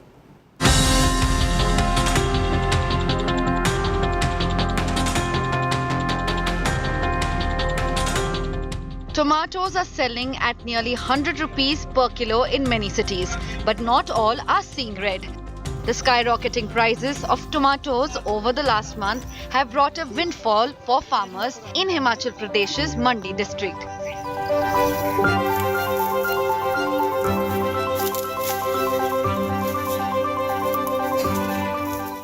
Jairam Saini, a 67-year-old farmer, earned 1 crore 10 lakh rupees this year from the sale of tomatoes. Saini sowed tomatoes on 60 bighas. While his sales dropped from 10,000 crates last year to 8,000 this time, the higher prices saved him. पिछले साल कितने crate हुए थे आपके? पिछले साल 10,000 crate हुए थे और उसमें जो है हमें 60 लाख के बराबर इनकम हुई थी। Jairam, who holds a master's degree in political science, has been a farmer throughout his life. इस काम को हम बहुत सालों से करते आए, एक तजुर्बा सा हो गया है, उसी के आधार पर हम आगे कदम बढ़ाते हैं। 1970 में मैट्रिक की है, तभी से हम इस कार्य को छोटे रूप में करते हैं। Farming is not a cakewalk. Most of them have loans to repay. ये तो रेट आने की वजह से हम बच्चे 3 साल का हमको लोगों का कर्जा देना है, वो उसकी भरपाई हुई है। 25-20 लाख में हमारा 15-16 लाख तो खर्चा है। Tomatoes have proved to be a golden crop for farmers in Mandi, but they realize the luster may not last long. Next year could be a different story. Bureau Report, India Today.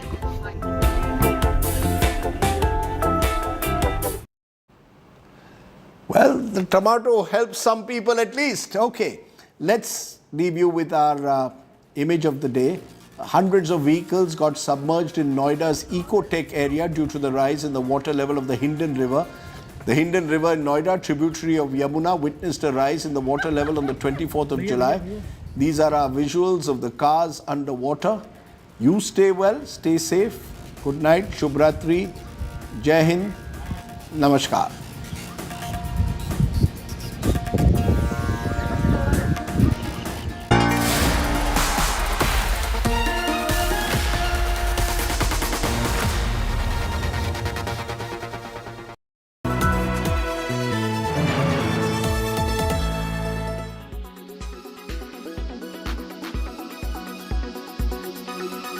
I want to ask you, how far is 21,000 on the Nifty now?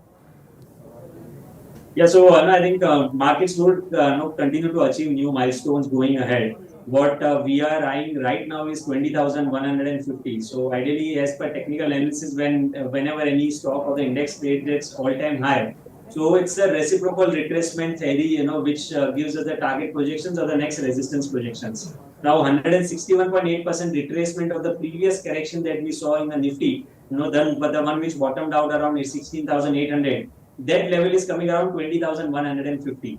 So I think as of now, for short-term perspective, maybe later half of this month or early next month, we would see 20,150 getting achieved. And yes, once that is surpassed, then 21,000 also would not be, it would not take much time. So Ruchit, now tell us, how do investors make money at record high markets? What's the strategy that they should adopt right now? So one should adopt a stock-specific strategy over here. See all the markets, if you see the broader markets, most of the sectors have participated in this up move. So I think auto is one name where we have continuously witnessed a good momentum of late. So I think this trend is likely to continue going ahead. Escorts, Ashok Leyland, then Tata Motors, these are some of the names which would continue this outperformance.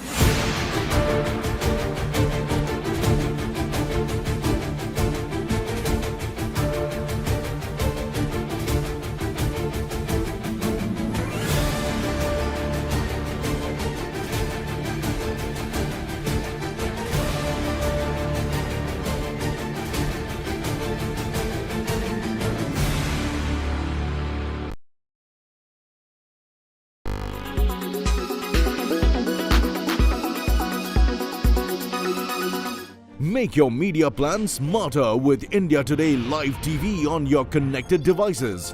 Amplify your brand with 100 million smart internet viewers. To advertise, mail us at sales@aajtak.com. So sorry.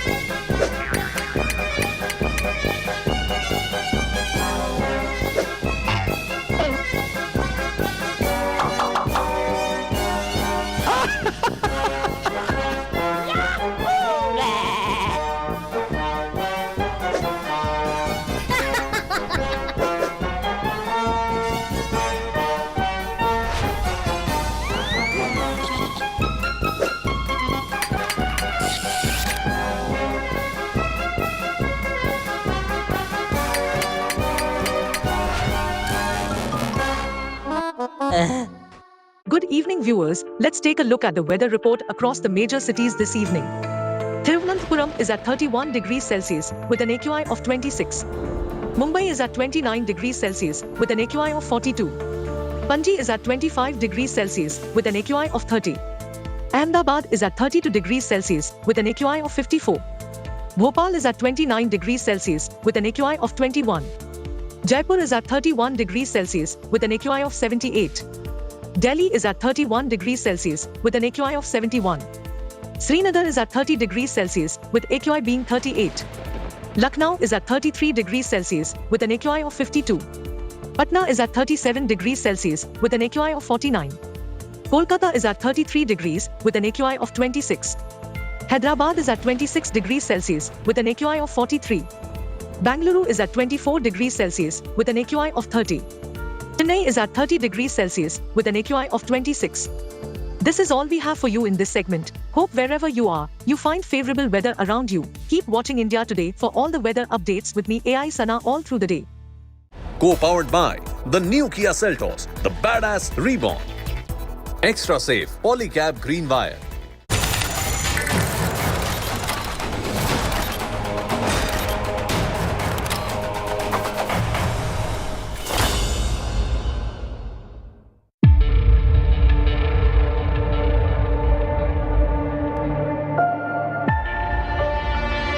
"83 days of Manipur violence.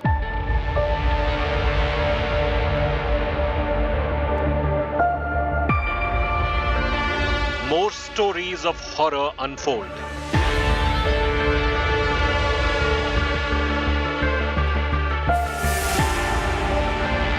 Manipur angle, nobody's touching.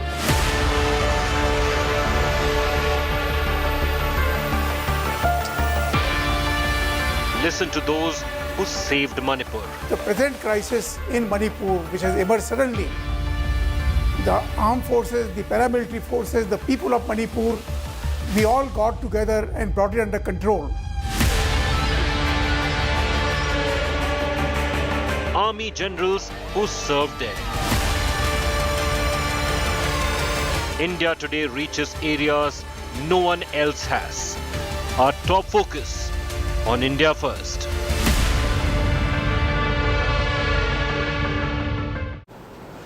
"83 days into the Manipur crisis, I wanted to get you an important perspective that's been missing in the media's coverage so far. A perspective of a stakeholder that has been at the forefront of keeping Manipur peaceful through a history of tension. If you haven't already guessed, I'm talking about the Indian Army. Manipur became a part of newly independent India in 1949 and became a separate state 23 years later in 1972. Throughout this time, there has been sporadic ethnic conflict, but the creation of the state spawned a number of insurgent and secessionist organizations that were looking for their own independent states. And this was amidst differences between the different ethnicities already existing within the state. In 1980, the Chaudhry Charan Singh government, when he was Prime Minister at the centre, declared Manipur a disturbed area and brought in the Armed Forces Special Powers Act, or AFSPA. The Army and the Assam Rifles, the two main forces deployed to fight insurgents and protect civilians, fought for decades to bring normalcy back to Manipur, especially in the shadow of separatist movements in neighbouring Nagaland. A potent mix of military firmness and a friendly face, resulting in an overarching suspension of operations between government forces and most separatist or insurgent groups. Other than sporadic attacks on the military, including ones in which many troops have been killed at one go, largely by groups finding a safe haven across the border in Myanmar, Manipur had become very calm, almost normal. Calm enough, in fact, for the government to recently lift the harsh AFSPA provisions from several parts of Manipur, a telling sign, if there ever was one, of normalcy. Things were going well until the crisis that erupted in May this year. Army troops have had to be rushed back in large numbers to the state. A military force that ideally shouldn't have any role in internal strife is seeing itself deployed in strength amidst a conflict it was hoping it would never have to participate in. That's the situation right now. The stakeholders are the army, but we're also in a situation where the army must wonder, well, obviously not openly, but the army must wonder through its community whether all the hard work done over decades to bring normalcy into Manipur could be undone by this current crisis. Here are the big questions that we are asking at this point of time. One, could this crisis undo decades of gains by the army and the paramilitary forces in Manipur? Number two, could this crisis push insurgent groups to revive and to regroup? Number three, could China take advantage of the Manipur crisis in some way? Number four, will this crisis ruin India's anti-infiltration drive? We've just heard of over 700 persons infiltrating in from Myanmar in just the last few weeks. Number five, could this crisis revive secessionism in the Northeast because the state is seen to be on the back foot and beleaguered? Joining me live to answer some of these questions and throw some light on what are very difficult questions that only an army man can answer. Lieutenant General S.L. Narasimhan, he commanded an army corps in the Northeast, very illustrious scholar of army studies and an expert on China. Lieutenant General D.B. Shikadkar, who was the author of one of the most important documents on reform for the military. He also fought insurgency as a young officer in Manipur itself. And Lieutenant General Shaukin Chauhan, who has been director of the Assam Rifles, written extensively about the Northeast and served there for many years across different ranks. Generals, thank you very much for being with me. Always a pleasure, and I deemed it important to our viewers that we hear directly, not just from experts, from those who've literally had skin in the game, who've literally served in the Northeast, served in Manipur, and seen the peace or normalcy over there directly affect, their own career progressions. General Narasimhan, I'd like to start with you, sir. You've been looking at what's been happening in Manipur, no doubt. How do you see this situation? And one of the clearest questions one can ask is there a risk that this current crisis could undo, some or all of the good work that has been gained over decades in Manipur, much of it by the army, sir? Thank you very much, Shiv, to get me on this show, and it has been a pleasure to always interact with you earlier also and now. The situation in Manipur, of course, is no doubt it's worrisome, and the way it started and the way it has spread is even more worrisome. The thing that you asked about, whether in addition to commanding a corps in Dimapur, which also catered for the entire counterinsurgency operations in Manipur, I also commanded my battalion in Manipur. Yes. So I had been, before that, I also served as an instructor in the counterinsurgency and jungle warfare school, where I taught about the insurgency in Manipur. So over a period of time, one has seen the situation going ups and down like a sinusoidal curve. You talked about the present situation. Some time ago, you find even in Chudachandpur and in Bishanpur areas, there was a problem between Cookies and Paites, and then they had an issue. Cookie land was a demand which was already existing earlier. So all the work that has been done so far seems to be at least temporarily negated for a period till which we will be able to get this peace going again. The issue that we need to look at is how to bring the situation under control, because this situation actually is what will tell us how these fragile peace, when we create a peace situation in the Northeast, how fragile it is and how it is easy to actually get back to where it started. So what we need to do at this point in time is to look at how to ensure that the violence doesn't take place, how to get the weapons that have been looted or brought back into the accounting, and ensure that peace prevails in Manipur, at least temporarily, before we can get into talks with many of the groups, which the Home Minister did when he came to Manipur. That kind of a thing is something that we need to look at.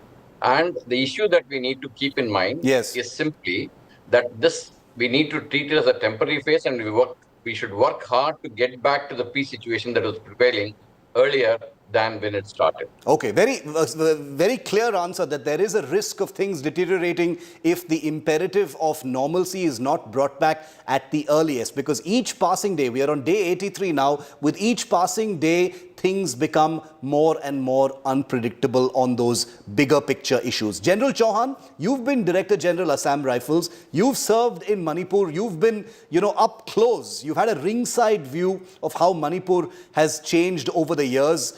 Before this current crisis, things were, as close to normal as it was, probably possible to be. How do you see it, sir? Given the amount of work it has taken to bring Manipur to this stage, General Chauhan, how do you see this current situation and whether it could actually undo some of that good work that you did? Firstly, thanks for getting me on your show. It's always an interesting, it's always interesting to be on the show to discuss with my peers and people I've admired in my service life. As far as the assessment of the situation is concerned, Shiv, it's important for us to understand that what actually has happened, where and how can the Assam Rifles and the army control the situation, and how can we bring back peace, and finally, how can we reconcile the two communities. So when this violence in Manipur started, the Assam Rifles were functioning with about almost 8 to 10 battalions within the state of Manipur, including 3 in and around the area of Imphal. And there were 3 units in the area of Churachandpur, including 2 looking at the IB between Manipur and Myanmar, and 1 inside to look at the counterinsurgency. So in all these forces were very inadequate because a lot of forces of the army had been moved to the borders of Arunachal Pradesh, mainly to deal with the Chinese threat or the PLA, creating problems for us all along the Arunachal belt or along the line of actual control with China. Now, to control the situation, we had to bring these forces back. So that has left a void along our LAC. That's the first issue that has affected our war preparedness or deal with any Chinese intrusion. Secondly, the number of forces in Manipur are inadequate. Thirdly, because we had taken out the OSPA from the Imphal Valley to carry out counterinsurgency operations and to carry out any kind of search missions, especially for the missing weapons, we needed to send out a large number of patrols or a large number of columns. Right. These columns had to be accompanied by a judicial magistrate. I was speaking with the Director General of the Assam Rifles a couple of weeks back, and he was telling me that, sir, on any day, we are sending out between 150 to 180 columns inside Manipur. But, on that specific point, sir, about, you've explained to us how it works and the way that there is a void that has been left as far as force levels are concerned. But do you, as someone who served there, feel that this current situation could damage the good work that has been done over decades, sir? There is no doubt, Shiv, because we had been able to establish an excellent rapport with the people. We had been able to establish an excellent grid that dealt with the minor problems that happened.